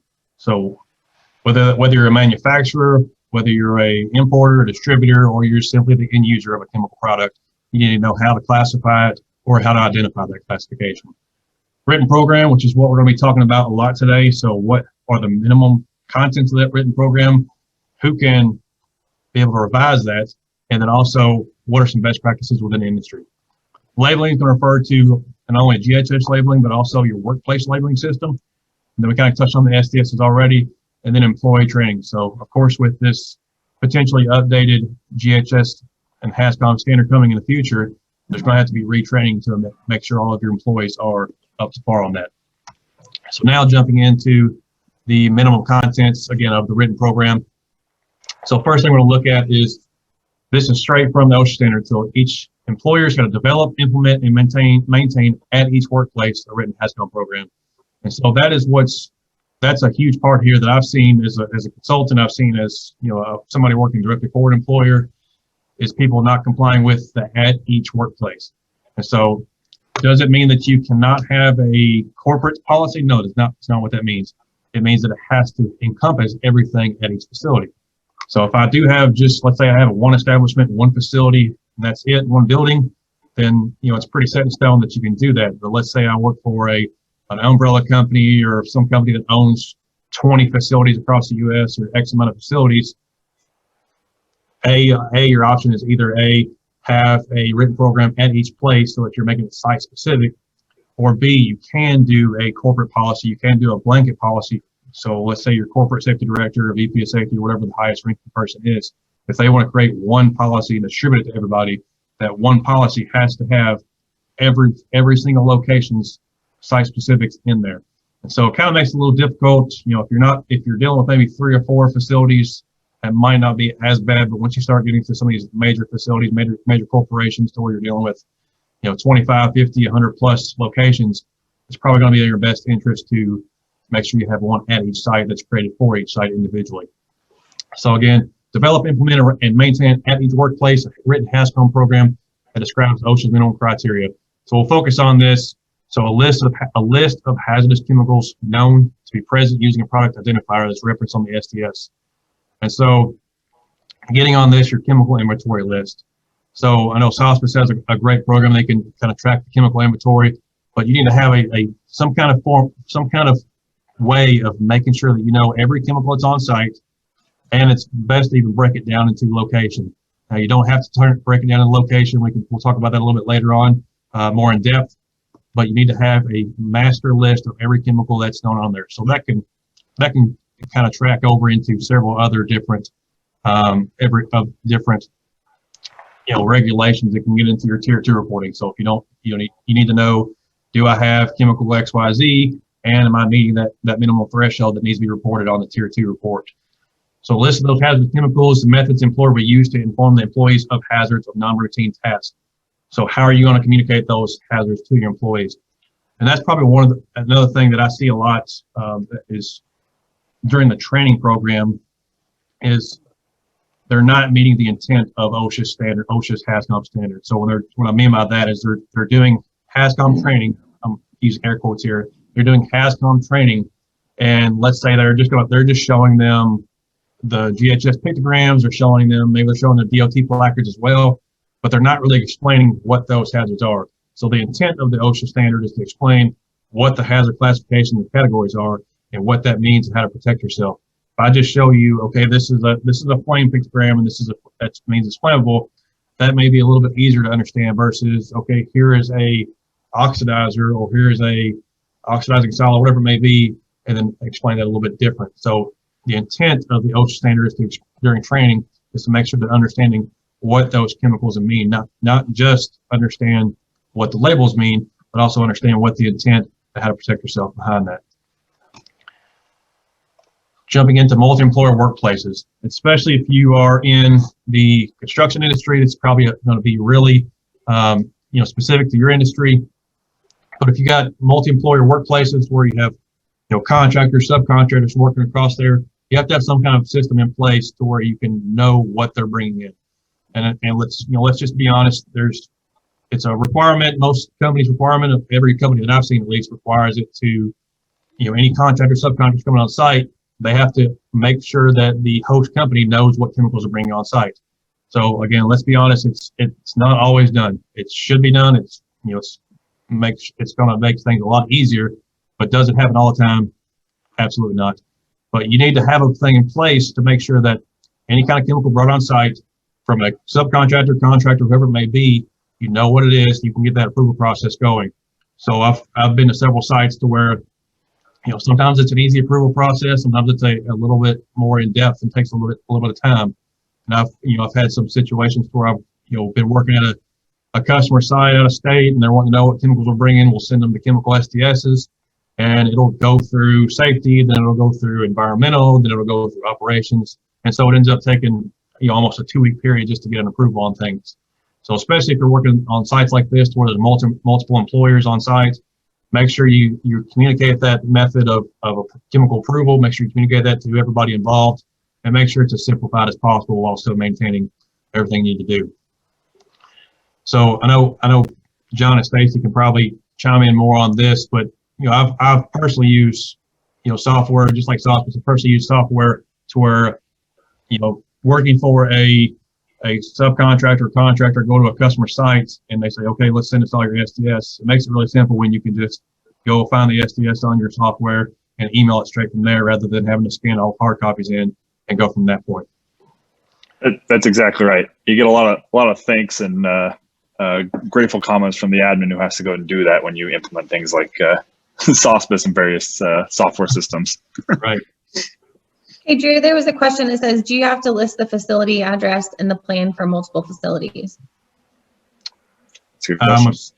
I'm assuming that's meaning like if you're doing a blanket policy from corporate, is that what you're referring to?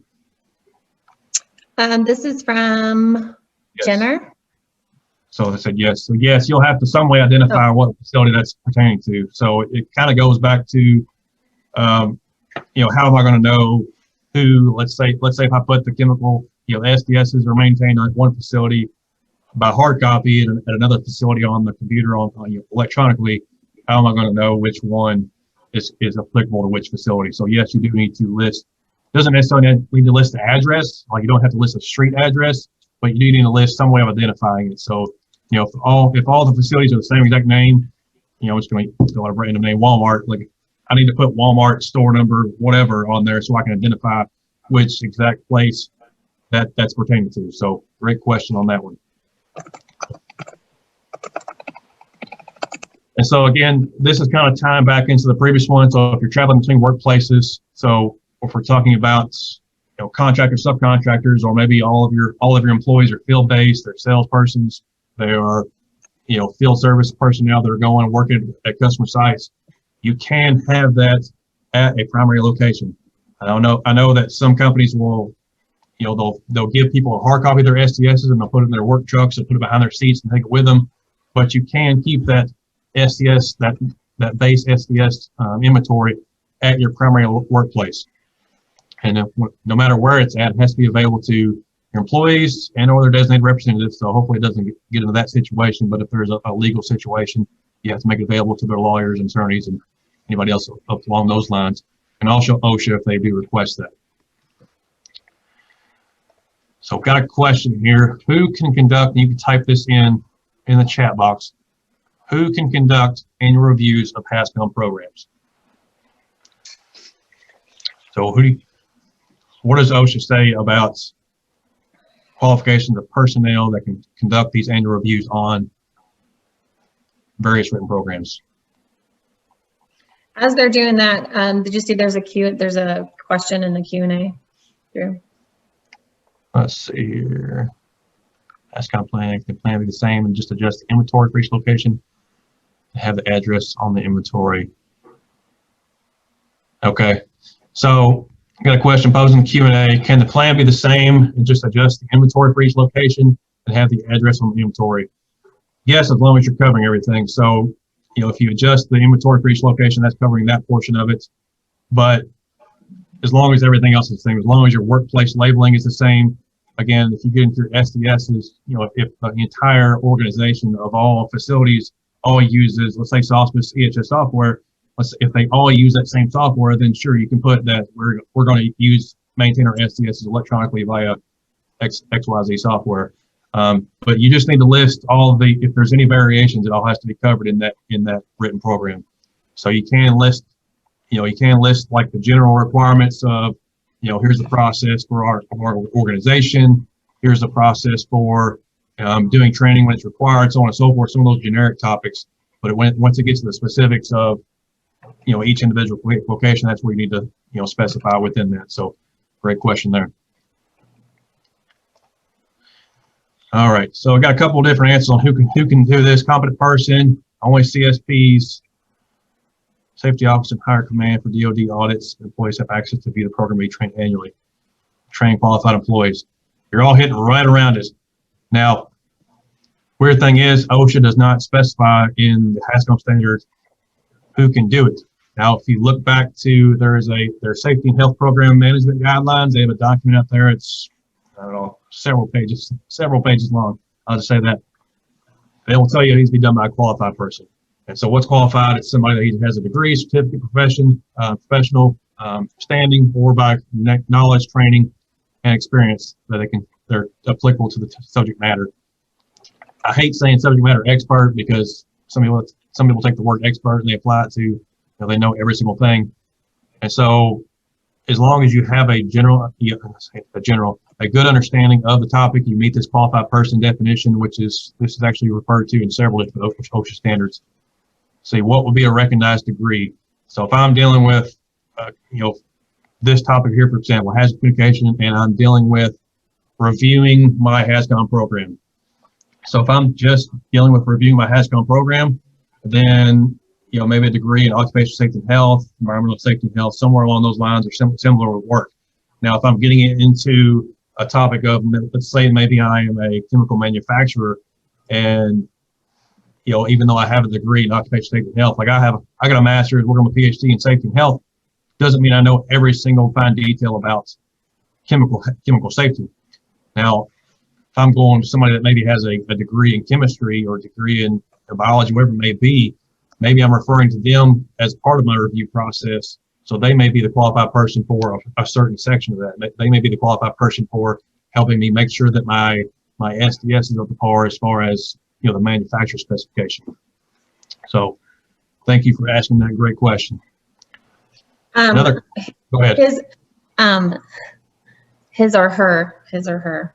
Just Yes. His or her, male, female, does not matter. Thank you, Courtney. Hey, let me ask this one, Drew. Yes, So, all right, next question for the group. Go ahead and answer it in the chat. So when does OSHA require the HazCom program to be reviewed and updated?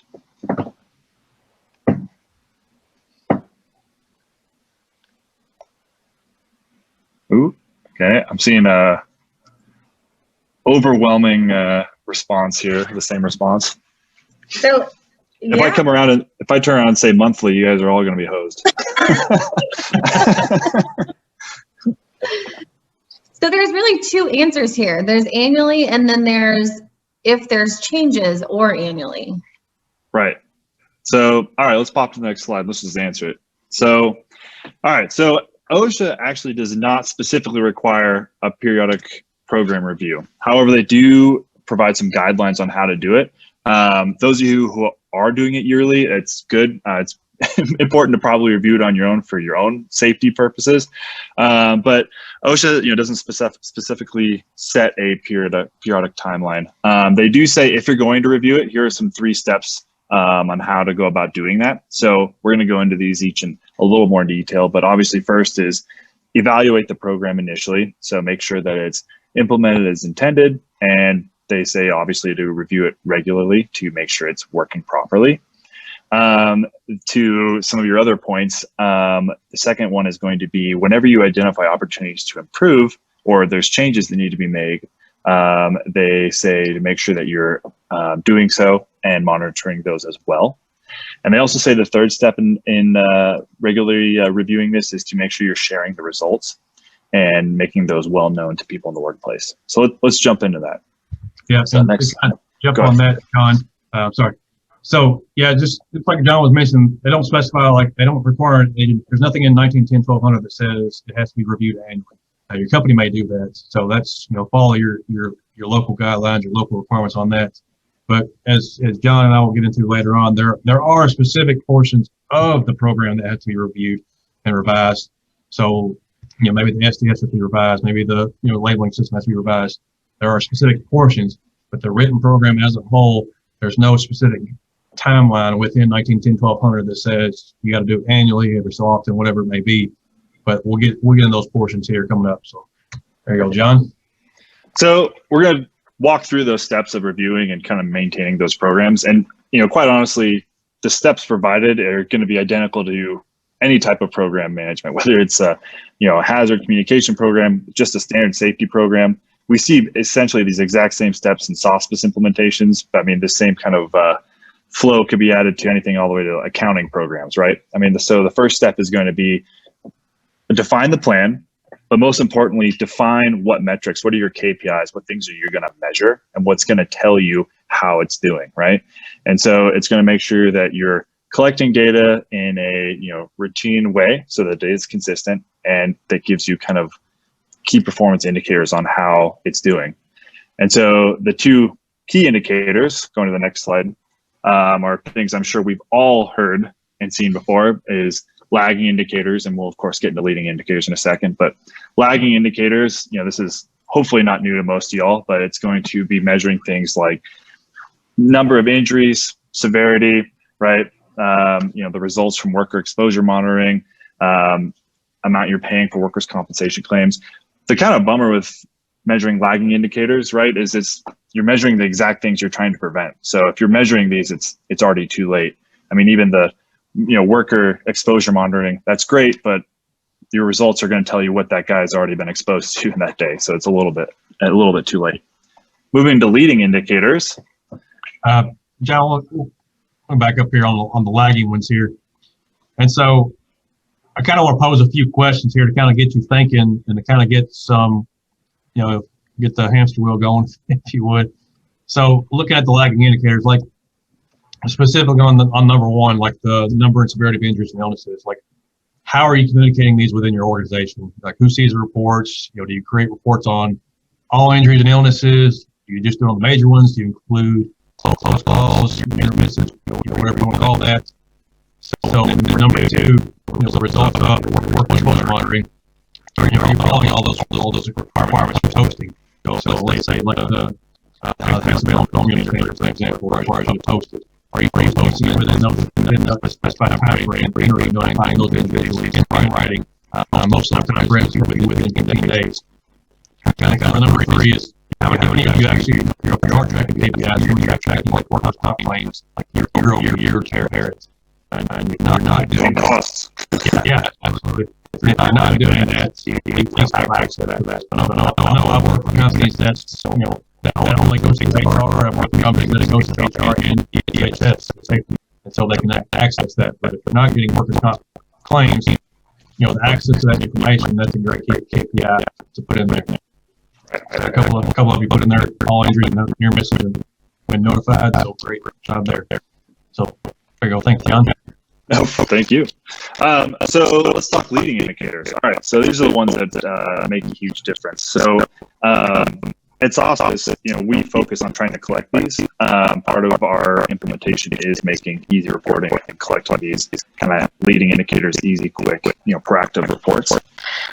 When we do a Sospes implementation, or you do any type of program implementation, whether it's your HazCom program, a software program implementation, the level of worker participation is going to be the biggest key there, right? And they specifically say the level of participation, but when we do things like a Sospes implementation, we try to look at actually the spread of participation, right?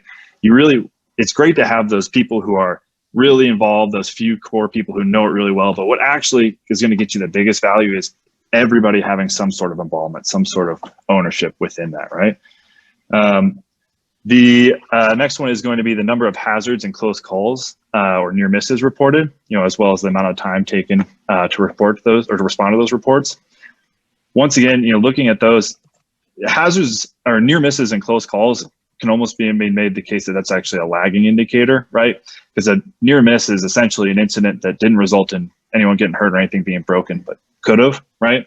So what you'd really like to get those hazard reports, as well as documenting the amount of time it takes to respond to them is going to be huge, because the quicker you respond, the quicker you resolve stuff, right? Things like the number of and frequency of management walkthroughs and hazards identified during inspections, that's going to be, once again, getting out there and proactively finding defects and issues in the workplace that can be resolved. Tracking things like number of workers who have completed required safety and health training, number of days needed to take corrective actions after workplace hazards identified. These are all going to be telling you basically the general status of the workplace, and these can all be made easier if you've got a structured way of doing these. Also, you can see conformance to your plan, PM schedules, and worker opinions about the program. So that's actually a really important one. That last one is it's great if the boardroom decided that they want to have this fancy new HazCom program, safety program, whatever, but if no one actually got out there and asked the operator how they're doing, for all they're doing workarounds. And we all know that operators are the quickest to find a workaround about a program that they don't want to do. So making sure you're actually listening to them and relaying that back is huge. Yeah. I'm gonna ask a quick question here. You all can type in the chat. So kind of related to that last one there, the workers' opinions about program effectiveness. How many of you all do, you may call it something different, like an EHS perception survey, within your organization, send it out, have them, evaluate how your program is doing, if there's recommendations, where they recommend improvements. How often do you do that, and or how often do you do it if you do? Just type in the chat box if you do that. Kind of curious if our opinion survey has been valuable. Once a year, yep. Annually is kind of usually what I've been accustomed to as well. Biannually, even better. It's great. So those are great because you can get, the big thing is making it anonymous. They can put on there if they want to be contacted, of course. But if you're getting that anonymous feedback, some people that are just angry about the company don't let you know. But also some people that are truly care about the company and want to improve it. They'll say, okay, your training needs to be doing this, or we need to be trained on this topic that we haven't been trained on, and so on and so forth. So you can get some really valuable information on that And you can do that. I've worked with companies with hard copies. We can do, electronic versions where they just send it back and get emails, so on and so forth. So it's really important. I think EHS perception surveys, or whatever you want to call it, I think those are a great tool to figure out what your program effectiveness is. Absolutely. All right, there you go, John. All right, so moving into step 2. So step 1, we are collecting data, tracking it, right? The step 2 is, simply put, how's it going, right? How is this working based off of our metrics? Is it performing as expected? Is it not? Is it performing better, right? And so it's important to make sure you're checking that it's working, also identifying where it could be improved. Some key places they list to look at it is verify that the following key processes are in place and working as intended. So are injuries getting reported? Are hazards being reported? That's going to be the biggest one, right? That's your leading indicator. Obviously, we have to report injuries, but are hazards, concerns, near misses being reported? That's a huge thing to look at. How often are inspections being completed? I know anyone who has a crane needs to inspect that crane periodically, but can you say for certain that it's being done every time it has to be done? That's things to look at. How often are incident investigations being completed all the way through? When you're getting hazards, how often are you following up on them and things like that? And lastly, are you collecting and reporting the data needed to monitor the progress and performance? So are you getting the data you need to actually verify this is working? Excellent. Yep. And then step 3, corrective actions and improvements. So we've measured it, we've got our metrics, we verified whether it's doing well or doing not. Even if it's doing well, there's most likely areas for improvement. Could you streamline it? Could you make it more efficient? Could you make it, better?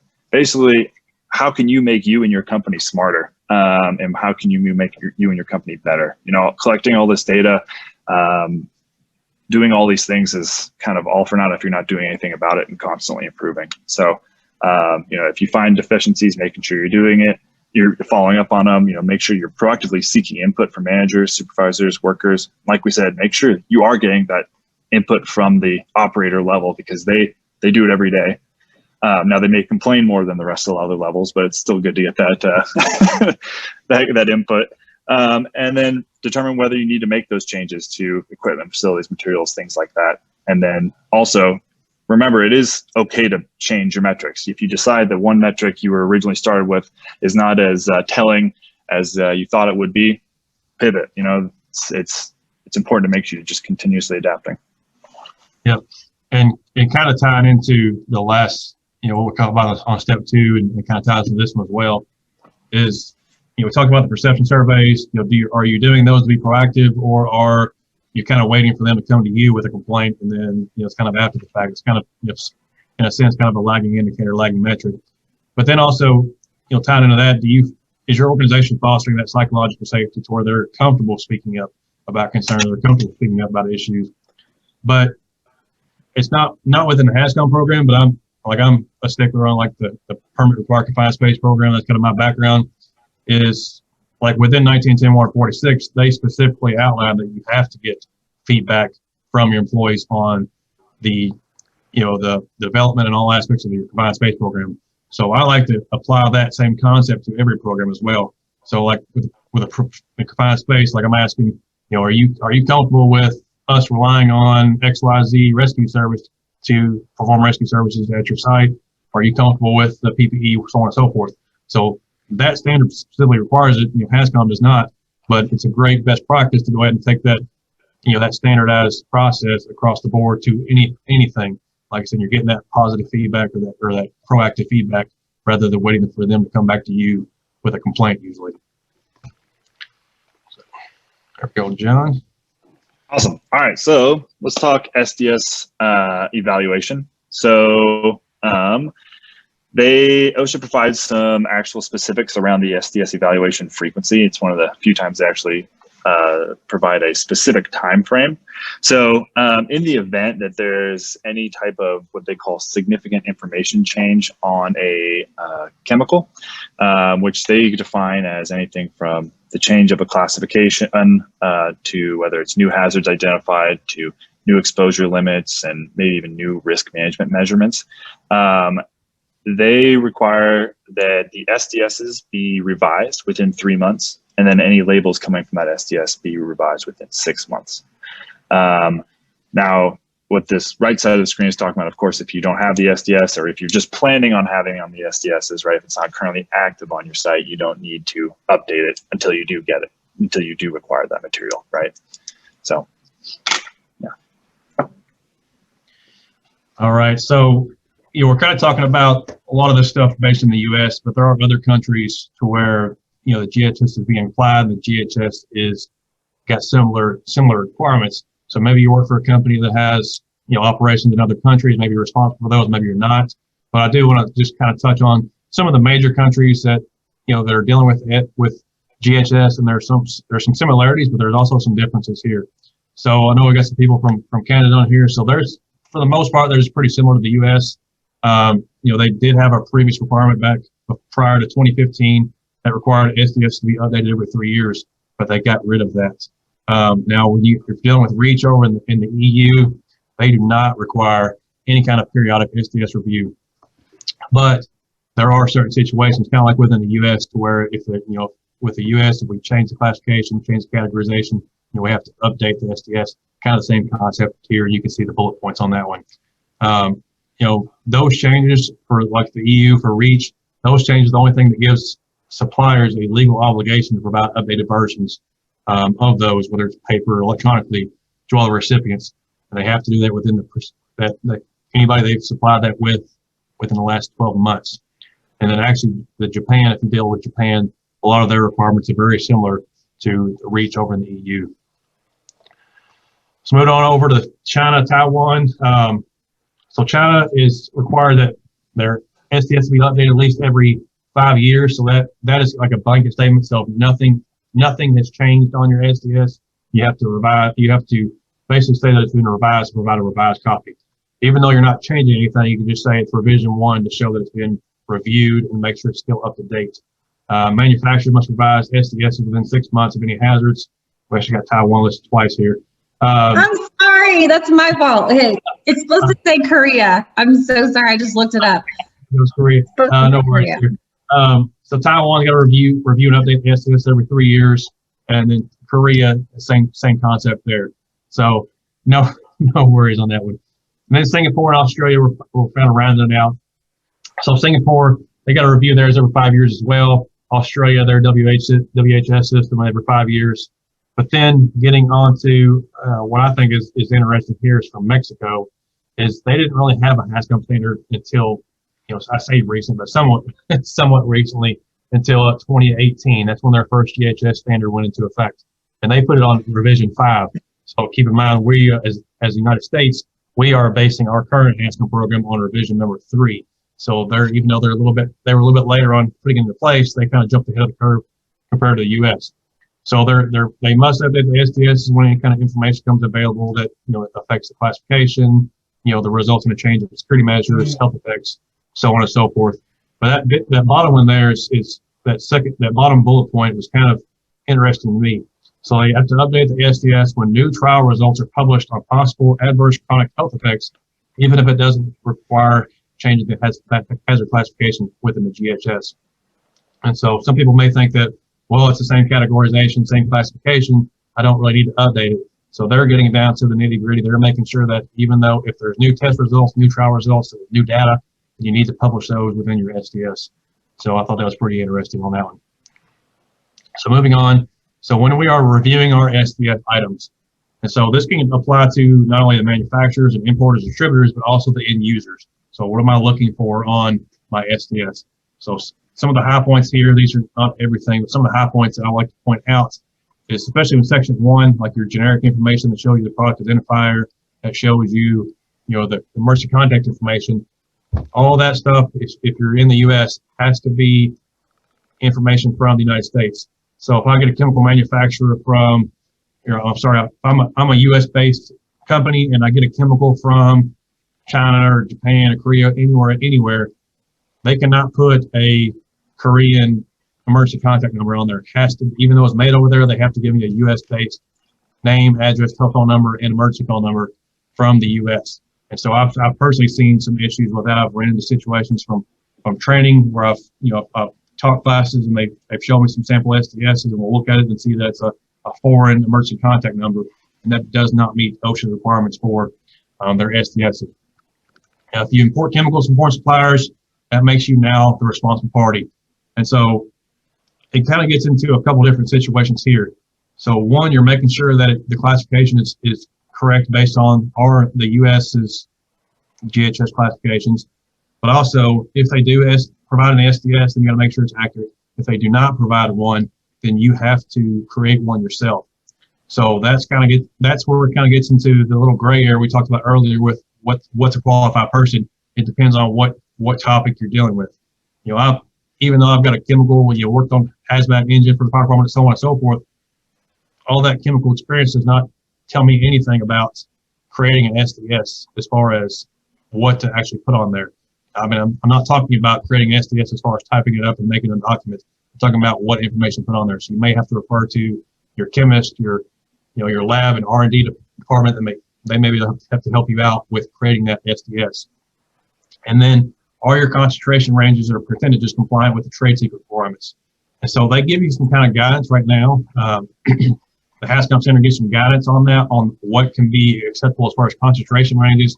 So they do allow for, some different variations in the ranges based on from batch to batch differences, so on and so forth. But especially with this new GHS standard that's coming out, where they're going to update it to the 7th revised edition, they're going to specify certain concentration ranges that you can use. So be on the lookout for that. If you have to update that, make sure it is within the requirements of the OSHA standard. And then moving on to question here. So if a chemical manufacturer goes out of business, does a new SDS need to be created by the responsible party?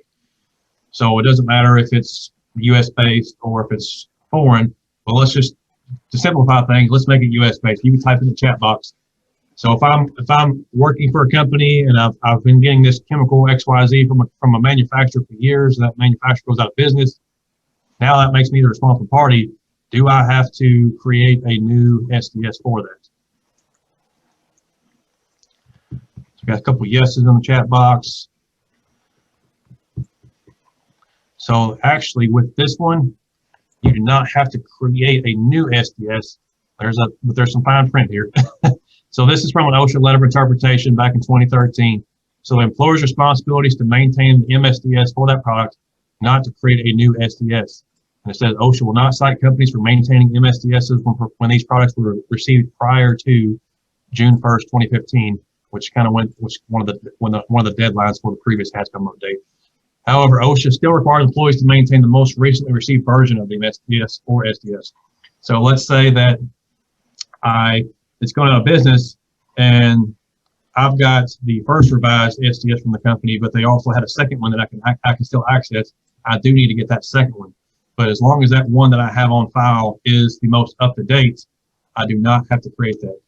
So therefore, kind of finishing up here, therefore, when an SDS is received, it must replace the MSDS for the corresponding hazardous chemical.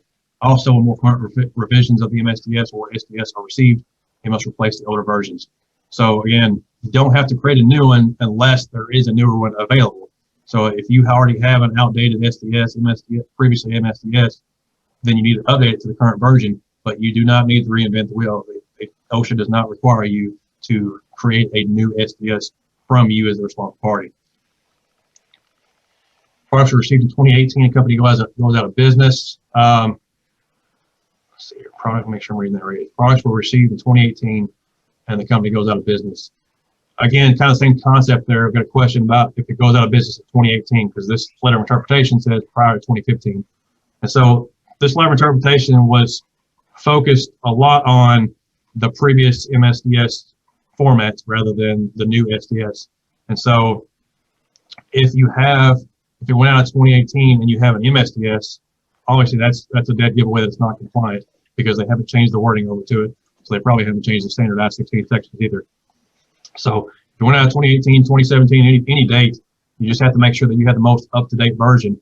If it's not compliant, however, so here's kind of the fine point here. If it's not compliant with the GHS requirements, then you're going to have to create one. So hope that makes sense. As long as they have the most up to date that does meet the requirements, then sure. But if you are getting one that was received in 2018 when the new GHS requirements were put into place for the U.S., then that should have been up to date. And if it's not, then you have to make a revised one. So hopefully I answered your question there. Hey, Drew, Mary wants to know, how long do you have to keep the older version? 30 years? Older version, we're going to actually get to that here in a second. So that kind of gets into the medical and the exposure records, record keeping requirements here. So after getting ready to jump right into that, but that's a great question. So again, we're going to go into the HazCom program, like the record keeping and documentation side of things. So the HazCom program itself, 1910-1200, does not specify any record keeping requirements within that standard. But there are other standards, like we just mentioned, 1910-1020, which is the exposure records and medical records standard. That will require you to keep certain components of this. So like STSs, for example, it will require you to keep that based on, what that situation is.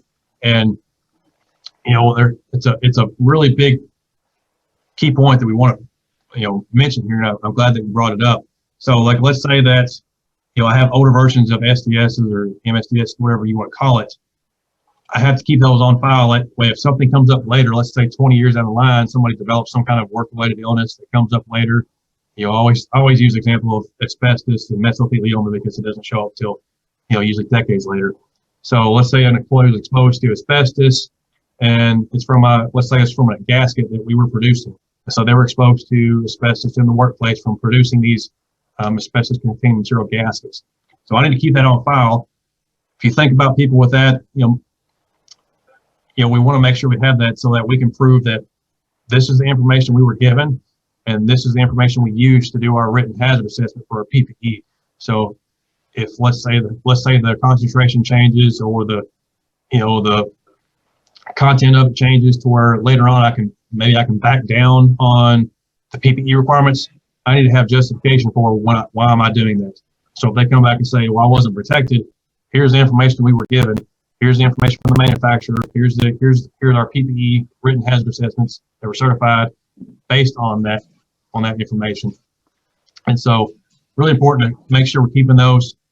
And then I'm going to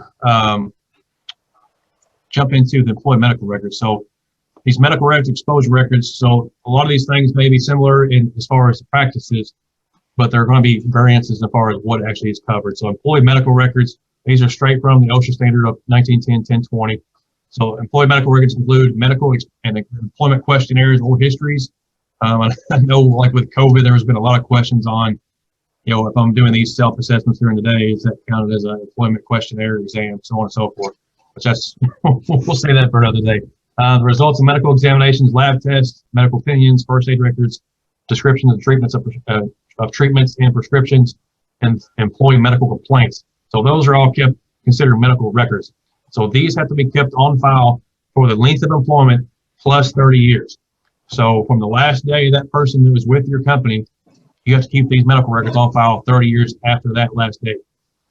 And so if there is a clause or I guess an exception to this. So within this standard also states that the medical records, if somebody's been with you for less than 1 year, so let's say they were with you 6 months, and then you do not need to retain the medical records beyond the employment per the standard if they are provided that upon termination of employment. So if let's say they're there for 6 months, you have to offer that to them and say, here's your medical records. Do you want to be provided with a copy of these? Most of them usually say yes. I haven't seen anybody that says no. But if you offer that to them, you don't have to legally keep that beyond their length of employment if it was under a year. However, I recommend just kind of keeping the blanket, keeping it standardized across the system. Just go ahead and keep those for at least 30 years, just to make things a lot simpler there. And then moving on to exposure records.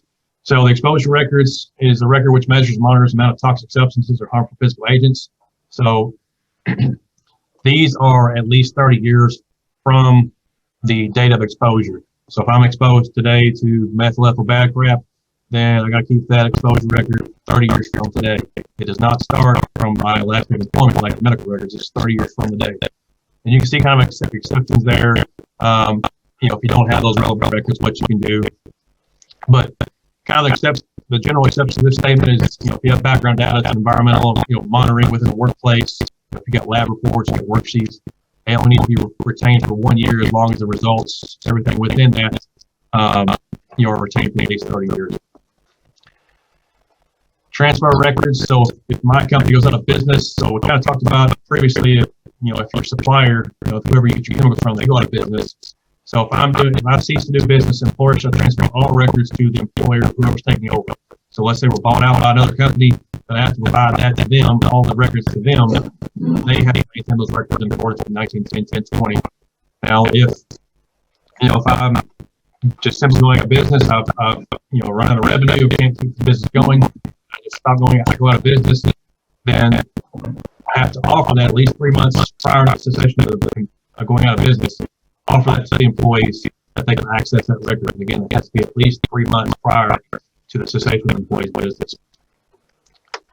And to kind of summarizing everything and kind of wrapping things up here, the annual review documentation. Again, OSHA does not specify or state anything that says what must be included in the review, the annual review documentation. There may be certain things that you're complying with as an organization, certain quality assurance, QA, QC, ISO requirements. So if you're dealing with ISO 4001, 9001, whatever it may be, there may be requirements within those standards. But OSHA, as far as 1910, 1200, the HazCom standard does not specify that.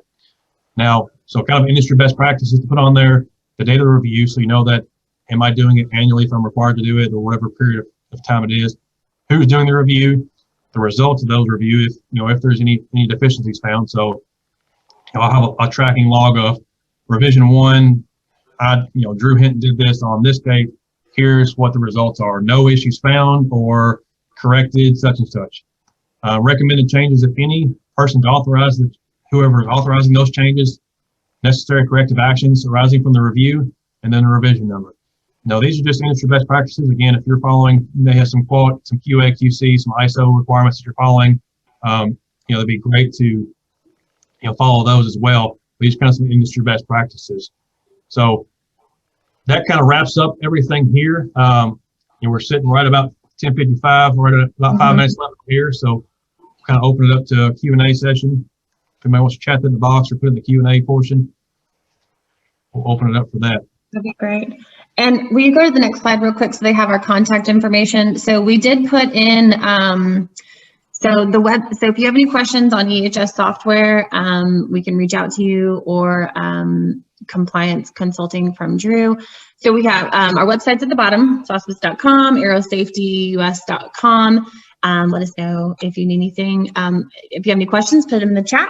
I have one more Starbucks gift card to give away. Now, this question came from Drew. I do like Lewis's comment on there about the retention of the documents. They said length of employment plus 30 years plus 5 years is a fudge factor as a certified industrial hygienist CIH practice. So that's a great portion. Jeremiah, we'll get to the part 1 of the program. If you didn't get access to that, we'll send it out. Yes. Well. So really quick before everybody goes, so it takes a little bit for the video to load and download, but today you'll get a recording of this, the slides to go with it. I'll include the first topic as well, because a couple of people said that they wanted that. And then also we'll include the EHS perception survey from Drew and a link to topic 3, so that way you can make sure that you're signed up for that as well. Okay, so I'm going to try this, Drew. Here we go. Ready? Okay. Such a nerd. Okay. If there is not a specific OSHA standard to be enforced, how can OSHA cite you for a recognized hazard in the workplace that is likely to cause death or serious injury? Got to know what's the the section? Yep, Matt got it. Listen, Matt, you're disqualified. You keep getting all of them. He's disqualified. Yeah, we were looking for the actual part and subsection, all that stuff. But the answer. What's the answer? 5A1 of the OSHA Act of 1970. It is the general duty clause, but I wanted to make sure everybody was familiar with where to find that. So that has to. I type too slow. I'm right there with you, Stephanie. So that's if there's not a specific requirement for something in the HazCom standard or any standard, and it's a recognized hazard, so like prior to OSHA giving guidelines and some of the states even providing standards on like COVID, that's what they were citing you under is the general duty clause, because it's a recognized serious safety or health hazard in the workplace. So Section 5A1 of the OSHA Act of 1970. I mean, Matt is just an overachiever when it comes to the information. I bet he's like he's got like some kind of mic in here while we're planning this out. So we're about a minute left. There's my dog. I'm sorry. Hold on. All right, I'll take over. So we got about a minute left. If you guys have any questions, feel free to shoot them over in the chat or in the Q&A section. We'll happy to answer them. Otherwise, make sure you all register for part 3, and we'll see you in 2 weeks. Correct? Yep. We'll see you in 2 weeks. Night. And yeah, thank you guys so much for coming. And if you haven't let us know where you're from, we'd still love. I just love to know where everybody's from. Oh, and connect with us on LinkedIn. We would love to connect with you guys. All right. Hollis, Maine. What's the weather like in Hollis, Maine? Fort Hollis. Oh, Fort Hollis. I see. Colder than here. Ooh, South Africa. Phoenix. Virginia, Connecticut. Section 3 was just all going to be talking about hot dogs. I hope you guys were all ready for that. We should totally do this on April 1st and just like do this and just be like, we were April Fools. All right, good morning. I'm Stacey Godbold. I am with Sospes, GHS software, and with marketing. And welcome to the third and final webinar for HazCom updates. All right, I'm going to introduce everybody here real quick. So we've got Drew. Drew is with Arrow Safety, and he's the president and CEO, and it's an environmental health and safety compliance firm based out of Glasgow, Kentucky, that travels nationwide and specializes in OSHA and regulatory compliance. They can use a wide variety of customized services, including safety training, written program development, audits, inspections, and much more. And we've got Jon there. Jon is the Director of Customer Success at Sospes and is a part of the product management team, which is responsible for new functionality and improvements. He spent the last 5 years working directly with safety professionals to help them digitize their processes and streamline compliance. And you're going to learn a little bit more about Sospes today and what we do. But if you have any questions about Sospes or Arrow, just let us know about if you have any questions about environmental health and safety software. Okay, so good morning. We're so glad that you're here. We have had so much fun doing this series. So we're going to start out. Oh, a couple of things. Nope. We're almost going to start. So I'm gonna put a link right here, actually, in the chat. And Matt Clark, you're exempt from any more Starbucks gift card. Yeek. Okay, we love you, but you know. So click that link if you want additional information on further webinars, more updates on any kind of OSHA compliance that we send out regularly, Drew and Sospes EHS software, and then we're going to pick a couple of people from there to win those gift cards today, and I'll send that link out a couple more times, but this will just continue to get you some information on Sospes and Arrow and upcoming webinars and updates. So, all right, Drew, go ahead and take it. All right. So, just as with every other webinar we do, we like to know where you're coming from, where you are, as far as what your position within the company. So I want to pull a poll up here. Just tell us if you're, whether you're safety, if you're HR, should be seeing it now. Just go ahead and vote there. Bang. I did one thing right this morning. Oh, got one HR. Couple others. Go ahead and comment in the chat box if you selected other. A couple HR. Facilities planner schedule, former EHS. Okay. case coordinator, risk management, so it's pretty related. HR and safety. There you go, Billy. All right, excellent. So most of us at GHS, environmental health and safety, some of us in HR, some of us in the facility operations, professor of environmental management, also do some consulting on the side. Awesome, awesome, awesome. So, you know, one thing we do always preface this with is if there are things that you've seen at your workplace, you've seen on the internet, whatever it may be, if you've seen it and you want to throw it in here and say, hey, let's talk about this, or what's your thoughts about this, by all means, type it in the chat box. We'll be glad to take a look at that. So there's John. Morning, John. Department of Defense Aircraft Maintenance, coming from Alaska. All right. So now we'll turn it over to John. Awesome. So for those of you who did not catch our first two parts of this, we've covered everything from labeling to different classification changes and categories. Today, what we're going to focus on to wrap up our three-part series is going to be, we're going to start off by talking about maintaining your chemical inventory list. Drew's going to talk to us about LEPC requirements. We'll talk a little bit about Tier 2 reporting and the process that goes into that. And then we'll wrap it up with some emergency management. And then I think Stacey has a couple more polls for us at the end. So this should be an interesting one. So let's jump in. Actually, we got one right now. All right, poll. Let's jump into the poll. So first poll is during an emergency, how fast would your employees be able to access your SDSs? And it looks like we have some options there. Under a minute, 1 to 5 minutes, 5 to 15 minutes, or until there's no hair on your hands left. What? Because you're reaching through the fire. Oh, reaching through the grossest. Yeah, exactly. Over 15 minutes. So go ahead and answer. It's like quite a bit, or 1 to 5 minutes. About a quarter of you less than a minute. So we'll go ahead and end the polling here. So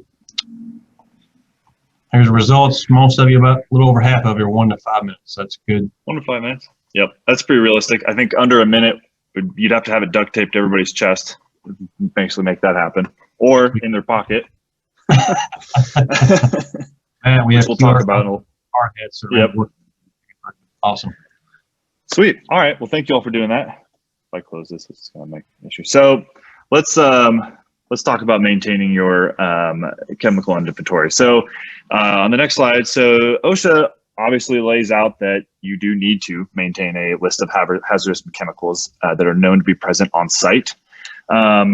It's essentially, it's different than your SDS binder. It's going to be the equivalent of kind of your table of contents, right? It's a list of all your materials that you're going to have there.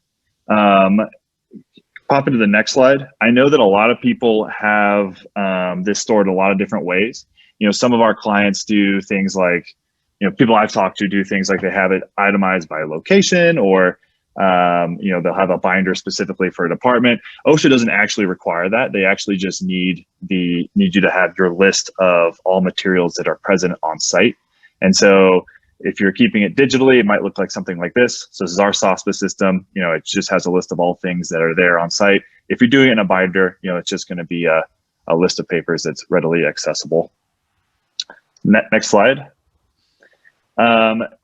It's also good to make sure I know we were just talking about how quickly people can get to it. So if 1 to 5 minutes was kind of the average, which is pretty good and pretty obviously what most people are able to do. If you can't duct tape your SDS binder to your guys' chest, another way to get that time down is to digitize it. So you can always do things like put it in an app. So this is our Sospes chemical inventory. There's lots of other systems that do this as well, but it makes it readily accessible and easy to do. Next slide. I think we have another poll. So what's cool about doing it digital is they keep them up to date for you guys rather than making you all run it around. I know probably some of the people on the call are doing it digital already, but we're gonna do another poll. So how up to date do you consider your chemical inventory list to be? And by up to date, we mean, do you have any items on that inventory that you no longer have? Do you not have items on the inventory that you do have on site? Either side. Yeah, I always laugh at the one I talked about previously at the previous webinar where I had the SDS binder that had all the old IBM printer paper from back in the 80s where you had to tear off the perforation off the side, and I'm like, oh, this is not a good thing. All right, so there's the results. So most of you said yours is pretty far up to date, so that's good there. Yep. Very cool. Not up to date at all. I wonder who those people are. We won't rat you out. But we know somebody to help you out. Yeah. Right. Excellent. Thanks, John. So we'll jump into Tier 2 reporting. So some of this may apply to you, some of this may not. If it does, then hopefully you should already have this under control. If it does not, or you're not sure about this, we're going to go through kind of the background of this Tier 2 reporting, where it comes from, and then some different options, because there are state variances. I know I live in Kentucky, and there's a lot of different state variances for us as far as what you can do versus the federal EPA's website, what you can't do, how we can submit all of our forms to the appropriate authorities, so on and so forth. So jumping in, Tier 2, which is your Emergency and Hazardous Chemical Inventory Report. So we just call it Tier 2 for short. And this comes from your SARA Title III, which is your Emergency Planning Community Right to Know Act. I know I formerly, as a career firefighter, was a hazmat officer for our department in Metro Louisville, Kentucky. And we would get all of these Tier 2 reports in for a lot of our various organizations and facilities within our district. And some people just kind of toss it aside, but we use it as a planning stage. So anytime we would get called out to a emergency round, whether it's a fire call, whether it was a hazmat response, whatever it may be, we would pull up that address on our computer, our laptops that were in our fire trucks. We pull up the laptops, and it would show us a link to their Tier 2 report if they needed, if they had it. And so it helped us from the planning stages on figuring out, okay, what are we walking into? We're walking into, just an old warehouse with cardboard boxes and some things stored around, or are we walking into a facility that has, methyl ethyl bad stuff, and then we're going to, touch it and get all kinds of diseases. So again, it's coming from the Emergency Planning and Community Right to Know Act. It is required to be submitted to your state and local emergency planning committees, as well as your fire department having jurisdiction. And your fire department having jurisdiction in the rural areas of the U.S. is not as big of an issue to find out who that might be. But I can tell you from example within Lowell, when I was there were 21 different districts, and some of those were overlapping. And so, some people would think that, okay, the city of Louisville Fire Department is just downtown, and then there's suburban fire departments with just other 20. They're just in the county region, these air quotes here. But that was 100% true. They had city fire departments that were spaced out all throughout Jefferson County, Kentucky. And so you may think that, okay, I'm in Jeffersontown, or I'm in Butte, or I'm in wherever it may be, but actually maybe you're covered by the city of Louisville. And so make sure it's the fire department having jurisdiction. And as you'll see later on, like, I mentioned with Kentucky has their own Tier 2 manager that submits it to all these three organizations all at one time, so you don't have to individually submit it. But if you have to submit that, you have to submit it by March 1st of each year. And it is a lot more detailed than the Tier 1. The Tier 1 has just kind of the state and local officials. They're going to get information on the general hazard types and the location of the chemicals present, and that's pretty much about it. If you're not familiar with how to access your State Emergency Response Commission, your SERC, you can go to the EPA's EPCO website, and they'll provide you with information on that, as well as how to find your LAPC. But does anybody know, kind of type in the chat box here, does anybody know where this came from? What kind of started all this EPCO, this Tier 2 reporting, where all this came from? Kind of give you a few seconds to answer in the chat box. There was a certain incident that caused this to kind of come to light and cause a lot of this to be created. Anybody know that? So there was right there on the spot. So the 1984 disaster in India, they had an accidental release of methyl isocyanate, killed like 2,000 people. So there are a couple of you hitting it right there on the spot in India. So it killed about 2,000 people, and this is what triggered a lot of these requirements here. So good kind of information to understand where that actually came from. Now getting into who must submit this. So there are a few different categories. So if you have EHS, not environmental health and safety, but EHS in the aspect of extremely hazardous substances. And so if you have this either 500 pounds or the threshold planning quantity, which we're going to pull up here in a second, and then if you have gasoline or diesel fuel tanks at a retail gas station, they have certain thresholds there. I don't know if anybody's from a gas station. And then all other hazardous chemicals, the kind of threshold is 10,000 pounds for that. Now, the violations for these are pretty substantial. If you're getting into tier 2 reporting violations, the general violations for once you get into the administrative and the civil fines, they can be nearly $60,000 per day per violation. So that stuff really starts adding up.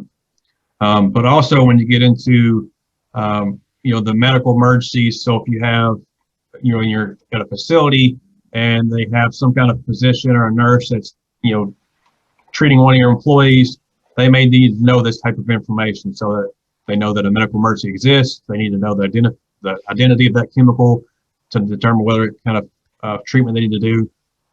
And then if you don't provide that information to the physician, nurses, whoever it may be, they can also tack on it's like a $21,000 fine per day per violation for not providing that information. So you have to provide that in a timely manner. Now, we just talked about the EHS, the extremely hazardous substances. So this is on the EPA's list of lists. I think it's a very silly name, but I know what it is. But what they're doing is they're compiling all of these things into one platform. And so as you see here, you can look at that section 302, like the third column over from the left, section 302 EHS TPQ. So that's your threshold planning quantity.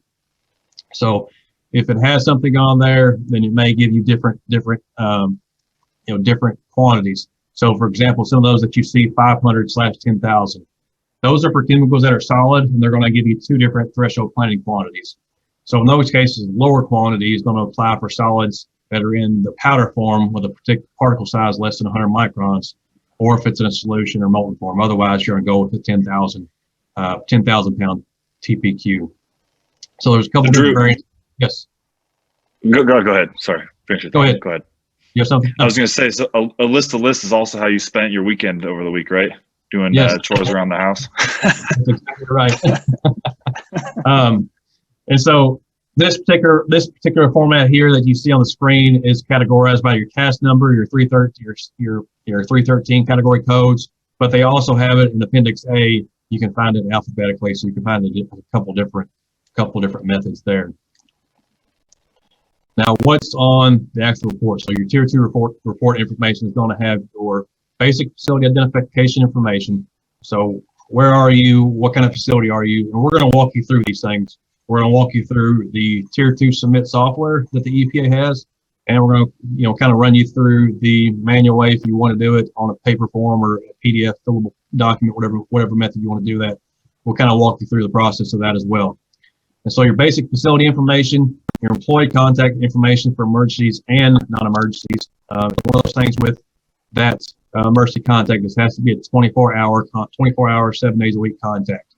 I know, John we were talking about this on the webinar. If that changes, textbook way, if your emergency contact changes, textbook way, you're supposed to update that as soon as that person leaves the company. So if my EHS manager is my emergency contact and my EHS manager leaves the company, takes another job, whatever the reason is, as soon as that person leaves, I need to update that on my Tier 2 report with my SCRC, my local emergency planning committee, my fire department. However, that's textbook way. What really happens is usually they don't update it until the next year when they submit their Tier 2 information. But the EPA, they did revise their existing hazard categories in 40 CFR to conform to OSHA's HazCom update. So a lot of this stuff you're going to start seeing really aligning together to where it's not as confusing. So again, facility identification information, employee contact information, and then information about the chemicals that you're using at the facility. So your chemical name, your types of hazards, locations of where they're at. Now you can disclose that or say that's going to be disclosed as a secret. There's some kind of loopholes and some steps you got to go through with that. We'll talk about that here in a second. Storage methods, maximum amount and average daily amounts, and then indication of whether you want to withhold disclosure of the information to the public. So maybe it's something when the government, so it's military secret that you don't want the public knowing, or maybe there's something that you don't necessarily want the public just freaking out for certain specific and legitimate reasons. You can't just say you're going to withhold it for no reason at all. So again, we kind of talked about 2 ways to submit it. So you can submit it electronically using the Tier 2 submit. That is the EPA software. Now that I should put air quotes around that the Tier 2 submit, because that is kind of an all-encompassing word. And what I mean by that is, just like I talked about earlier, Kentucky does not use Tier 2 submit. Kentucky uses a Tier 2 manager, which is very similar, but it's their own state-specific software. And so just know that you may have to check it out and see if you have your own state-specific information for that. So either electronically, or you can use the EPA's Form 8700-30. They have a PDF fillable document, or you can download it in Word format and fill it out that way. And then they also have a confidential form. If you don't want to disclose that information to the public, they will give you a confidential form, which we'll talk more about here in a little bit. So instructions on how to submit it through Tier 2 submit software. Really, you just go to the EPA's website. You can Google it, Yahoo, whatever you want to do. You can Google Tier 2 submit software. It takes you to this website, and you can download this based on whether you're on your Windows or your Mac. So you download software, and what it does when you open it up, it kind of gives you a quick rundown, just like pretty much every other program. It'll kind of give you a quick rundown of how to operate, the basic steps of it, the basic tutorial. But then you'll get into your basic information about your facility. So we'll kind of run through this real quick. So your facility information, their complete name and address of where the chemicals are stored, your full address, a general phone number for your facility, although that is optional, and then a latitude, longitude of your facility. You don't want to guess at that, because they need to know exact coordinates for that. So you need to use accepted practices to determine those coordinates, not just estimates.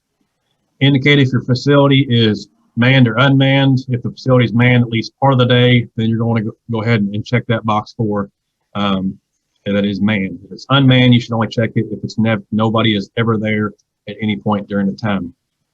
Estimate the maximum number of occupants that may be present at any one time in your facility. And then if you get into the primary, your NICS code, your North American Industry Classification System, put your NICS code in there, your Duns and Bradstreet, all that information, and then put it on that portion. And then moving on to the next section is kind of your company information, whether you're subject to certain parts of the EPA's regulations, who your emergency contacts are. So I just put in here John Doe, my emergency contact submitter. And when you click on that contact type, it'll have a drop-down box. You can put what they are. So this particular one, John Doe, is their emergency contact, their Tier 2 information contact, if they have questions about what was submitted, and the person submitting this document. So, sometimes I've worked personally at facilities that's, maybe the EHS manager is the one that is the emergency contacts, somebody in quality or quality control is the one that's submitting the information. So there might be people in different departments. So you may have to put multiple people on here. So we put ABC Chemical Company, they're reporting it for 2020. So going on down the line, chemical name, you can type in what the chemical is, hydrofluoric acid, put your CAS number. Is an extremely hazardous substance? Yes. And you put how much you had on there, your maximum amount in pounds on that. So this. Hey, there's a question here from Matt. Yes. It says you can look if you want to look at it. Let me pop where my chat notes go here. I can read it to you guys also. You only are Tier 2 if you have over a listed amount of a listed chemical. Yes, either over the 10,000 pounds, over the 10,000, which is kind of the standard quantity, or that threshold planning quantity, whichever is less on that. So that threshold, you can find that TPQ on the EPA's list of lists. So good question there. So unless you exceed those thresholds, then you don't have to submit these. Now, kind of going up to the top right here, I'm kind of going backwards here. But subject to, it says chemical accident prevention. So that's getting into, the accident prevention, emergency planning, those 2 sections there. So if you're chemical accident prevention, that's also your risk management plan, your RMP. If you're subject to that, you would, of course, check yes or no. And then your emergency planning notification requirements under EPCRA, section 302, you're required by that. You would check yes or no as well. And then, so I submit all this information based on Kentucky so that I can get this information at the bottom. You see state fields, says Kentucky does not allow users to submit their Tier 2 information using Tier 2 submits. Check with your state to see how to submit it. So that's if you go through all this and you're not sure, maybe it's your first time submitting it, new facility, new role, whatever it may be, and you go through it, it'll tell you, okay, you don't need to submit this. It's kind of backwards that, okay, let's wait till you put all the information in before we tell you this. But I would have to check with my state. I would go find that tier 2 manager, which is Kentucky State program, and submit it that method that way. And then once you get to the very end of it, you can make attachments. You can put a site-specific plan. You can put a diagram, a site map to show you where certain things are at, coordinate abbreviations, and then whatever fees it will have on there. And then you can sign and confirm that everything is correct to the best of your knowledge. So that's kind of the electronic format there. The tier 2 submit, again, your state may have a different one depending on where you are at. And then John will kind of take you through the EPA form doing it the manual way. Perfect. Yeah. So let's jump into that. So a lot of this is going to be kind of redundant or the same as the previous, as what Drew just went through, but it's obviously on the paper form. So this is what it looks like, right? You're collecting all that same information, the facility name, street, still need those longitude and latitude fields. And if you prefer or need to submit it, the paper doc, this is where it is, and it's found directly on their website. The next slide, we also have the confidential location information sheet. So if you have a material that you prefer to leave the location, keep it confidential, you can fill out this form and submit it to the EPA, and they will keep that location confidential from the general public. A few kind of caveats on that is that's just from the EPA side. If you're still submitting this to local fire department, local municipalities, and things like that, this form doesn't guarantee that confidentiality. It just says that they won't share it. So if your local fire department has it, you'll still be between them and you on whether or not they distribute it or share it, things like that. So that's kind of one thing to keep in mind. This only applies to the relationship with the EPA. The next screen, emergency contacts. So just like with what Drew was talking about, so you need to have somebody on site or available 24 hours a day, every day of the week, who can be contacted in the event of emergency. So they say you only need one, but likely probably the right way to do that is have more than one, so that you're not putting somebody on the clock all days of the week, all hours of the day. And then, of course, if you change this, you want to make sure you alert them immediately.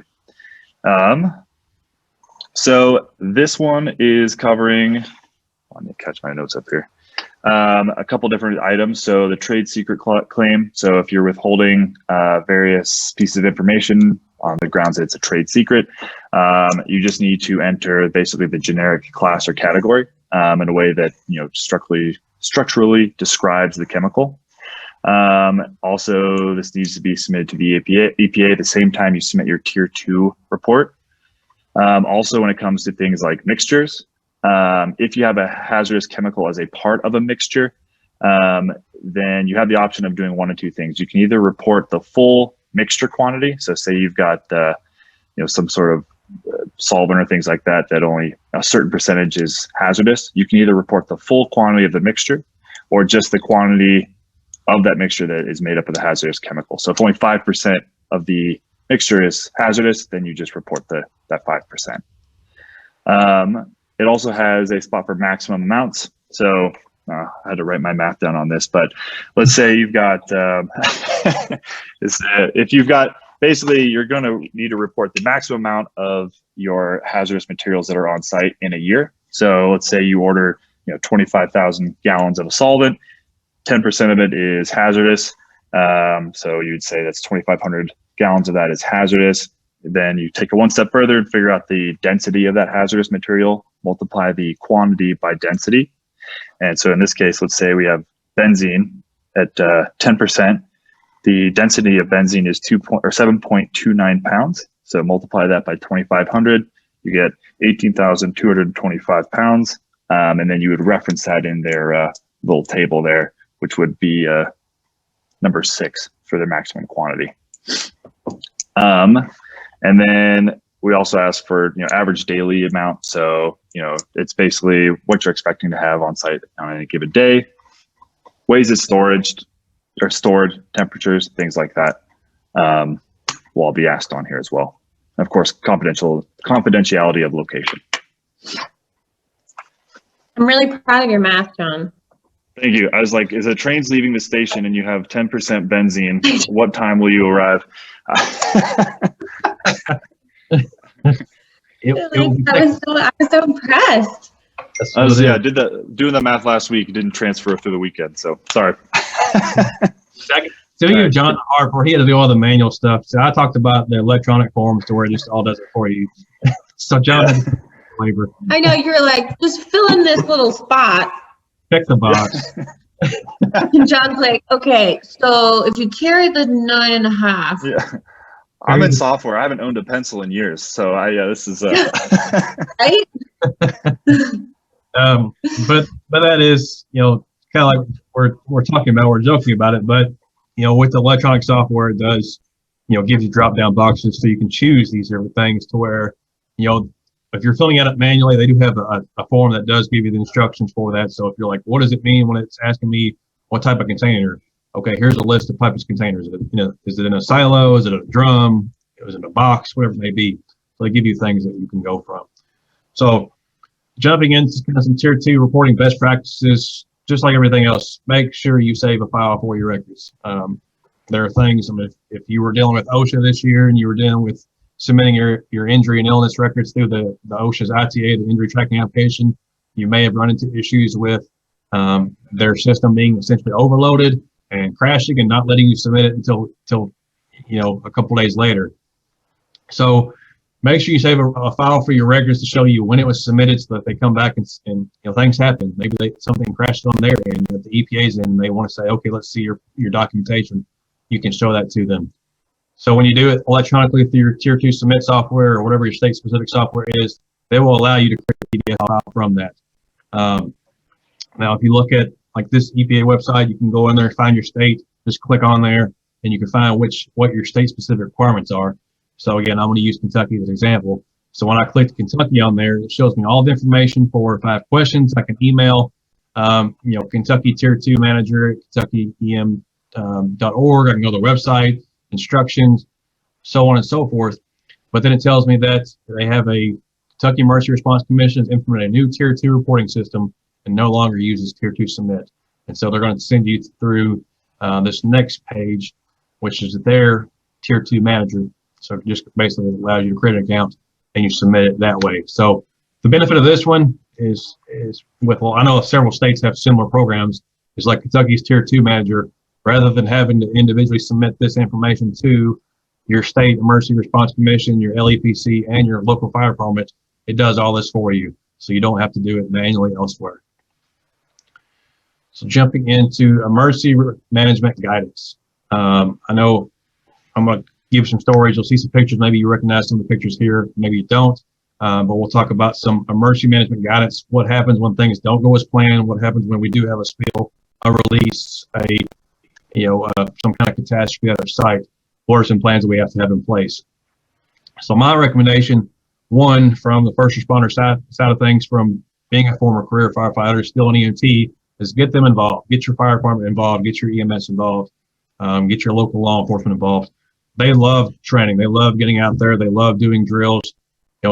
Just like us. If you're like me, I would rather get my hands on something, be out there actually doing something, participating live, versus sitting in a classroom or doing something to where it's not as interactive. So get them out there, get them involved. You call them up and say, hey, we want to do a drill with you all. I guarantee you they're going to jump all over that. But the one thing that people don't take into perspective is, like with the fire department in particular, is 75% of the firefighters in the U.S. are all volunteer. So many of those don't have either the experience and or the resources to handle an emergency at your facility during your situation. And they don't know that until that 911 call comes out and, oh no, we don't have enough stuff. We're going to have to call the state and get a full scale, regional hazmat response coming into our facility. So I know when I worked at a chemical facility as the GHS manager up in Indiana, This is exactly what I did. I called the local fire department and said, hey, I want you to all come in our facility, take a look at our chemicals. We had sulfuric acid, ammonia, everything else under the sun. I said, I want you all to come in here. We started a hazmat team, internal hazmat team up. And I said, a year from now, I want you all doing a drill with us. So we're going to do an initial response, and I want you all to come in and do a full-scale response as well. So they love being able to do those full-scale exercises at your facility. Like I said, it's about as real as it gets. So if you can't get those things on full-scale exercise, that's the best option. But if you can't do that, tabletop exercise would work just as great. So at least get everybody to get into the same room, using COVID protocols, of course.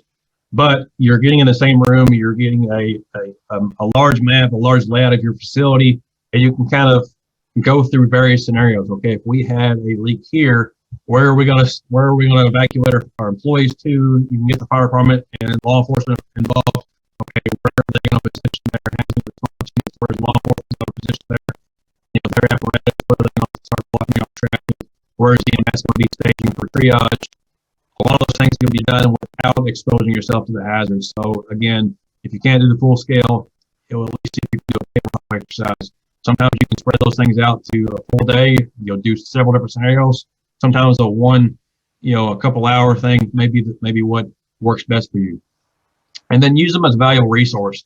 Even if you don't get them on site, if you don't get them to be involved in this full scale exercise, at least use them as a resource to get questions and bounce ideas off of them.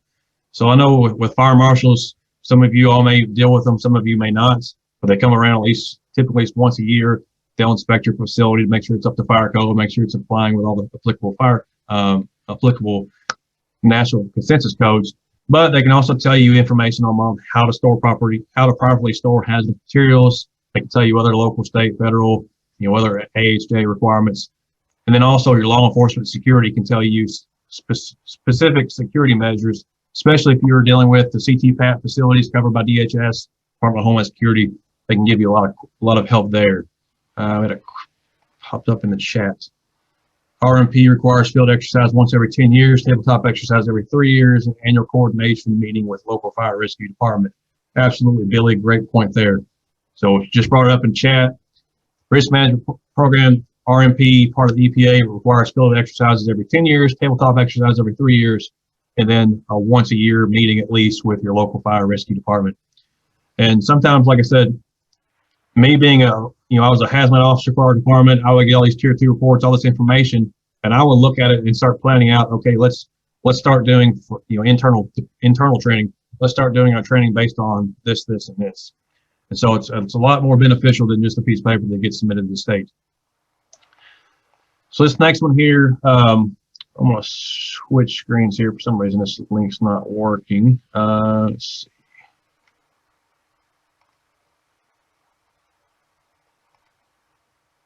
Are you seeing the video? Just the still. Yeah. That was a photo, right? I didn't know that was a video. Is it playing now? Yeah. Let's try this again. Let's see here. Well, maybe. Here we go. All right. So, oh wow. What you're about to see is a fire. It's at the Magna Blend chemical plant in Texas, it's a place outside of Dallas. It ended up destroying a $1.2 million fire truck. It was actually pretty interesting. But the fire, they caused it by workers. They were mixing chemicals, or that's what the report said. I know there were some few different stories floating around. But some workers were mixing chemicals. This facility, they use ammonia, sulfuric acid, hydrochloric acid. I know they use nitric and phosphoric acid. But they mix them together for fertilizer products and agricultural products. But you can see that it only took about 30 seconds after the firefighters were off the ladder truck for the oncoming flames to engulf it. So I'm going to play this here real quick. Did you see that what Matt just said? Matt said he worked at that plant for quite some time doing expansion and renovation. Really? Matt, you are all over the place.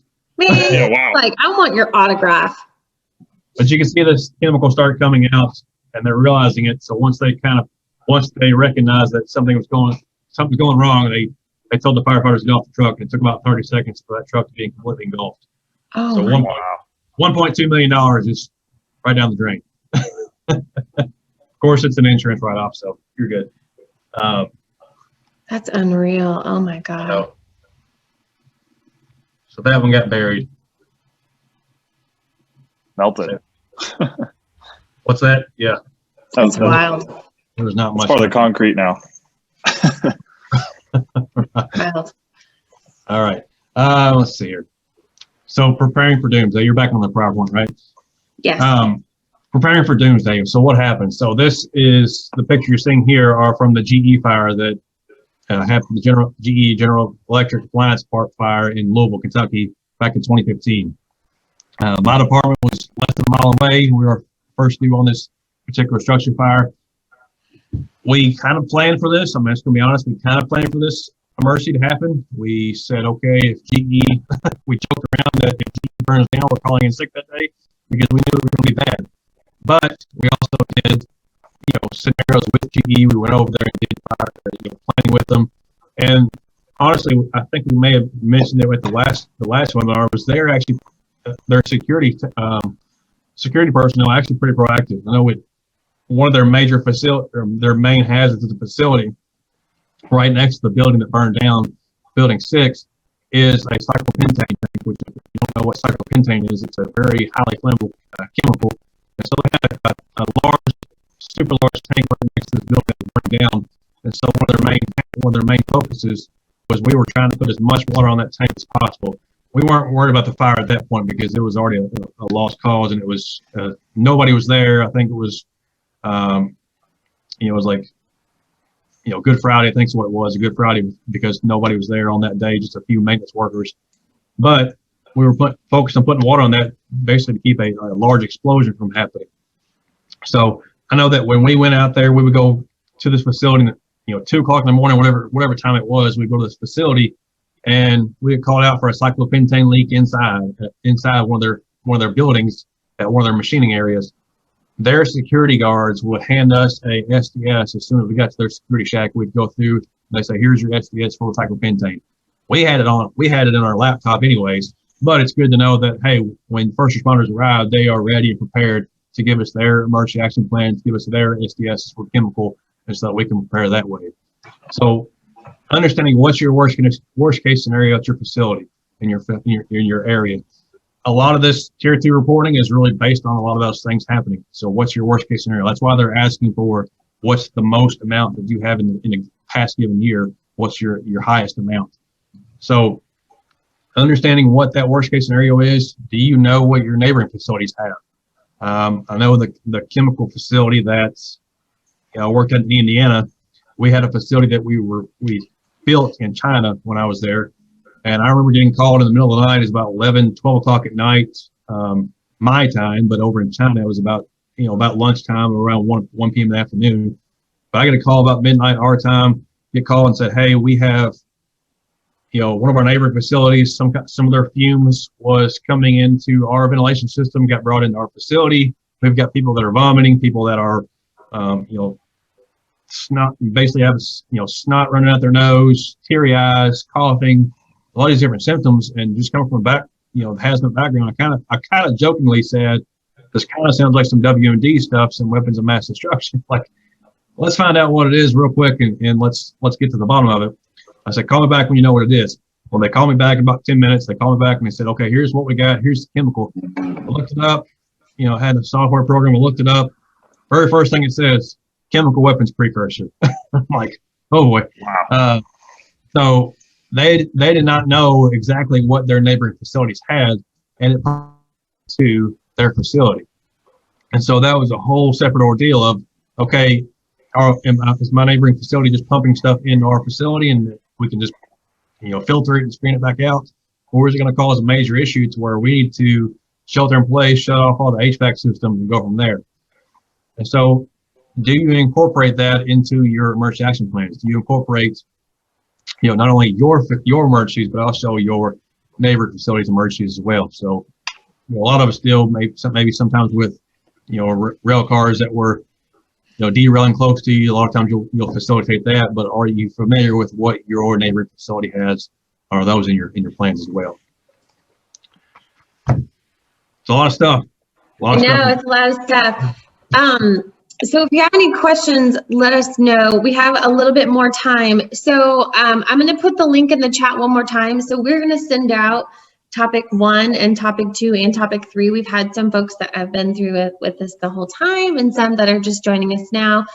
So Drew and Jon, will you kind of give like a really high overview of what 1 and 2 was about, so they can have an idea of what they're going to be getting? And then I'll put this link in, and then you can just put your information in and we'll send all this to you, as well as a hazard chemical exposure report that Drew put together.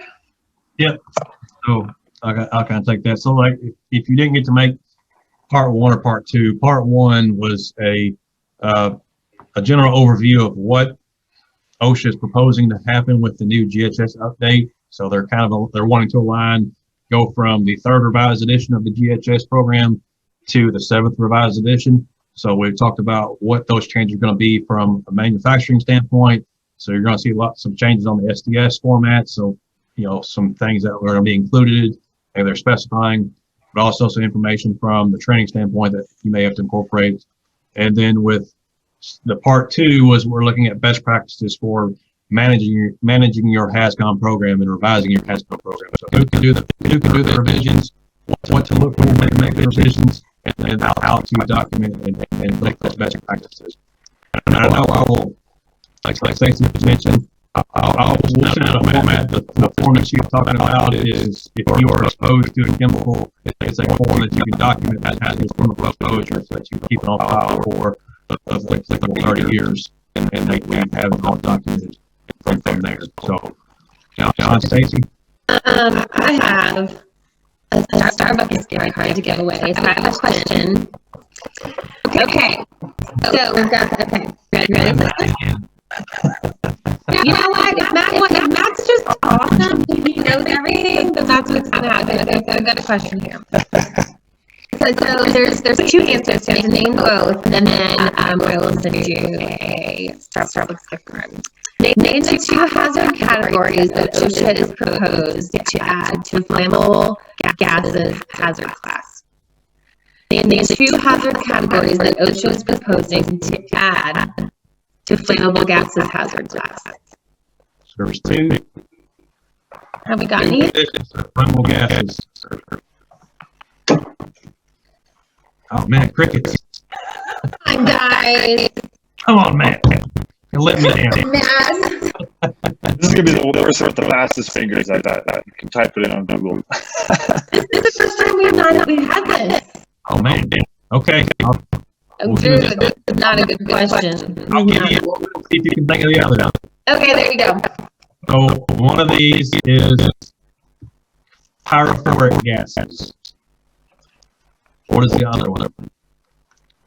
They're adding these 2 new GHS updates. They're adding 2 new hazards to flammable gases class. One is pyrophoric gases. What is the other one? We talked about it in the first webinar. You're like, are you kidding me? That was 2 weeks ago. Pyrophoric. No, not DC explosives. That is new. That's not it. Very good, Rebecca. I'll still tell you not most of us. Just, I mean, okay, good. I think we just need to give him the answer. Give 5 seconds. 1. The tough one.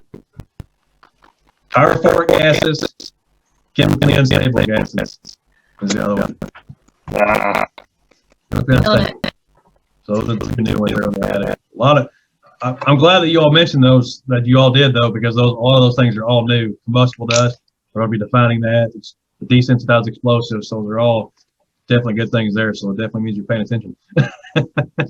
Well, and before we go, we haven't really done this yet because we really wanted to be informative, but I would love, Jon, if you give like your elevator speech on Sospes. Sure.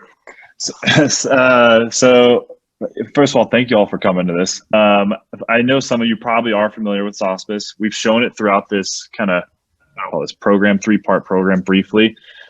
Essentially what it is a cloud-based safety management system that's going to help you manage those SDSs We can do learning management, so training tracking. We can do credential tracking. We do incident report tracking, near miss tracking, as well as observations and a whole variety of different forms, everything from GHAs to vehicle inspections to work site inspections and things like that.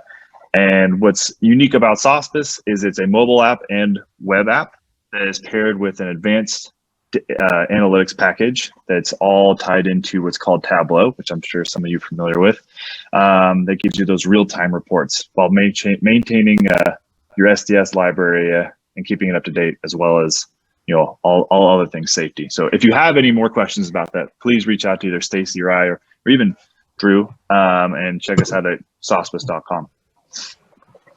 That was like 58 seconds. That was beautiful.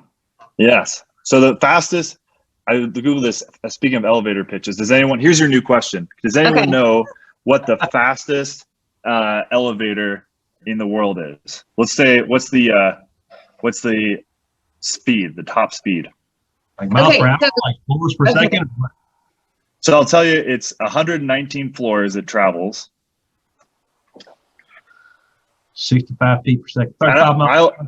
I only know the miles per hour, so I guess your answer's got to be in miles per hour. I've already done it. Yes, miles per hour. So Colt says 35 miles per hour. Just keep going. Keep going. Let's see. John wasn't prepared for follow-up questions. Yeah. 90 miles there it an hour. 47. It's 40. Nice. Well, 46 and some change. Rebecca! You know what? I'm going to send Rebecca a Starbucks gift card because she got it. Yeah. Yeah. She only makes Monster. So, if you want to know how I figured this one out, is I was staying in a hotel in North Carolina that had only 4 floors, and it took them 45 seconds for that elevator to travel 4 floors. It takes 55 seconds for that elevator to travel 119. So next time you're in a slow elevator, think about that. God. How far can I go in 47 seconds? Yeah, exactly. Okay, really quick before you go, I'm going to put the link in here one more time to sign up so you can get topic 1, topic 2, the slides and the videos to go back. And then we've got hazard chemical exposure reports, a couple of other downloadable reports, and just OSHA, like future webinars and OSHA updates that we put out, the Arrow Safety and Sospes put out. So that's all I have. If you have any more questions, let us know. We're going to hang out for just a couple more minutes, and feel free to hang out and ask questions. If not, we're just so grateful that you joined us, for a lot of you, for all 3 webinars, and please join us for the ones that are coming up next month. Absolutely. Appreciate everybody's time. Thanks, everybody.